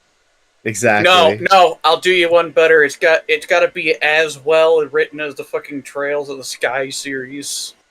Oh. Yes. I'm gonna have fucking 50 years of lore. Man, I always I always find it funny to also look at the fucking Judy's grandma picture. Cause like that, she got some freaky ass eyes. What? Have you seen like the fucking Judy's grandma picture? No. She's got some spooky ass eyes. Oh, now share with the class. Bloodborne. Yeah. If you... Oh yeah, no, she straight up looks like fucking. She straight up looks Bloodborne. Damn it, Bloodborne. Oh my lord! Caveman flow. Oh my lord! Oh my goodness! She even has her Come on. Yeah, there's a million of these things. There's like 1 more billion of these fucking things. You know what? I've got one line. Trigga called me a spear thrower. Found out the hard way that she was right when I fucking impaled her. Jesus. Ah, damn, that was fucking hard. My dick is in another time zone, and I made Fang drive to it. God. So I sold a pack of Camel Crushes from a Buddhist psychoderm called slurs in a sub-Saharan African language. We're sucking on them Skin Row confidentials. Tipping 20 bands to the chef just to pay our respects, slime. My last album had a mind of its own. It disappeared into the night and got elected president of Argentina. Now their GDP is up 23%. Sure, Shuhan, could you please read the line I wrote down in here? Oh, fuck. Is there any way that you want me to read that? Okay. As close to Dracula as possible. Oh, okay. Started drop shipping bricks to foreign countries. Donated the proceeds to charity. Now my name is stamped on every library in 5-state radius. Smoking on that shit that nuked the GBH universe. Now I'm extra dimensional Zaza with a received version of Fang. Hunted down and murked 12 Girl Scouts. All I'm saying is they ain't got the decency to ask permission before moving product in my territory. Rolled up in an M1 Abrams main battle tank and evaporated them with high explosive anti-tank salvo rounds. Blew some of that angel food cake pre-mixed lentil dust in Ripley's face. Now he's on the floor thinking he's non-binary. His pronouns for 2 weeks after that are going to be she, it, pronounced shit. Solar system out in these parts looking to cop a feel of my Carfe-laced doobies. I make 'em line up like a warm drama concert just to snag a puff.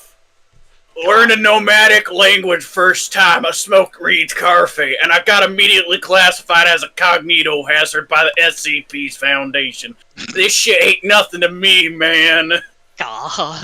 Went in for a bruise on my knee. I told him I was about to shit all over the place out of sheer pain. I'm getting this morphine one way or another. Chris tried to run off with the pack after giving me only $6. Had a reminder why they call me the Mega Long Dong. Stretch Shotty's pussy so wide that the half-human, half-trigger eggs slid out like a breeze. Keep arguing about which dinosaur they want to fuck. I bred them all. Now I have my own empire of half-dinosaur brick movers. Christ. Naomi said she wasn't made for the streets. Oh, I fucked it up. Go for it. Restart it. Naomi said she's made for the sheets. Busted it in her ass and then sent her back out in the corner to make me a bag. God. Oh my god, that's good. My last album had a mind of its own. Disappeared into the night. Oh. Yeah, you already... Trigger called me a my- spear thrower. Found out the hard I- way that I she said was that right one when I already, said. fucking impaled her. Yeah, That one was said already. There's not any more lines left, sadly, Oats. Oh. I wasn't Yeah, all the thinking. These lines are are great, cool. though. Oh my There needs to be goodness. more. These are great. These are Fantastic. fantastic. You know what? Clean up my Somebody notes. get Caveman Flow. Oh no. I'm not.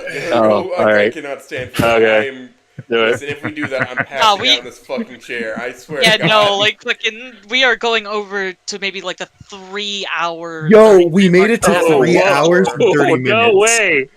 We're going 3 over hours the and 3 30 minute mark. minutes. So, anyways, let me reopen back the shit. HRE Wikipedia page. No. Oh no. No, Reed, Since it's late. Charlemagne the Realm was merely Stop. referred to as the Rome. We gotta wrap up, dog. Yeah.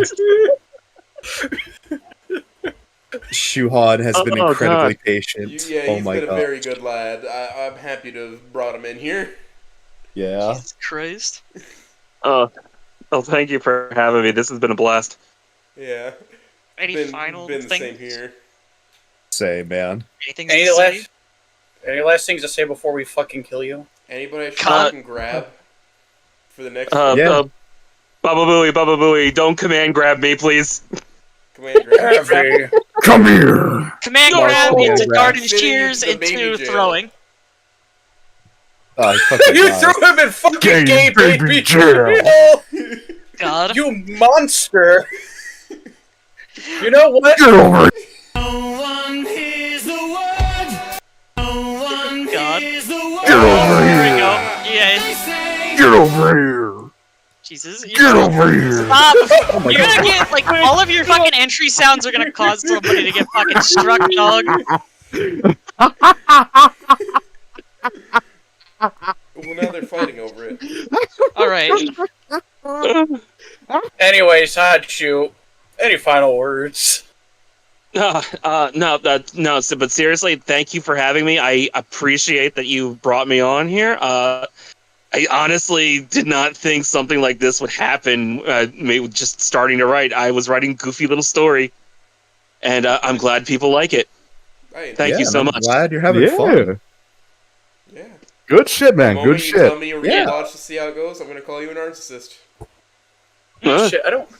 Hey, Shuhan, name a movie real quick. Oh no. Oh, he's gonna put on a movie night in your name. Oh boy. Just any movie bet. whatsoever, and I'll force either Oates or somebody else to host it if I'm not available to host it. Oh, does Nerdy Prudes Must Die work? Let me see real quick. Is that on 1, 2, 3? Because I think that may just be on YouTube. How do you pronounce it or spell it? A Nerdy Prudes Must Die. It's almost like a stage play, but it's also we watching Porco Rosso. it's a fantastic play, and it just works out for like Snoot Game and Wani and shit. It's from Team Start Kid, I guess. So yeah. Just making sure this is what you're talking about, right? My buttons. Yes, that's it. That's it. Okay, download it. You know what? Wait. Who wants to fucking host it? You want to host it, or do you want me to see if somebody else wants to? You know what? After fucking stream, fucking kill this. Anyway, yeah, I'm killing the stream now. I hope the people who've watched this have had a wonderful night. Yep. I'm gonna have to bid adieu so I don't fall asleep on my floor again. Every now and then the floor looks like bed. Sleepy goose. Yeah. God. I stay. Listen, I am an old man despite my young age. Don't let that fool you. I've got all sorts of chronic ailments. I got a bum leg, and I'm missing muscles in my neck. Well, I got diabetes, so there you go.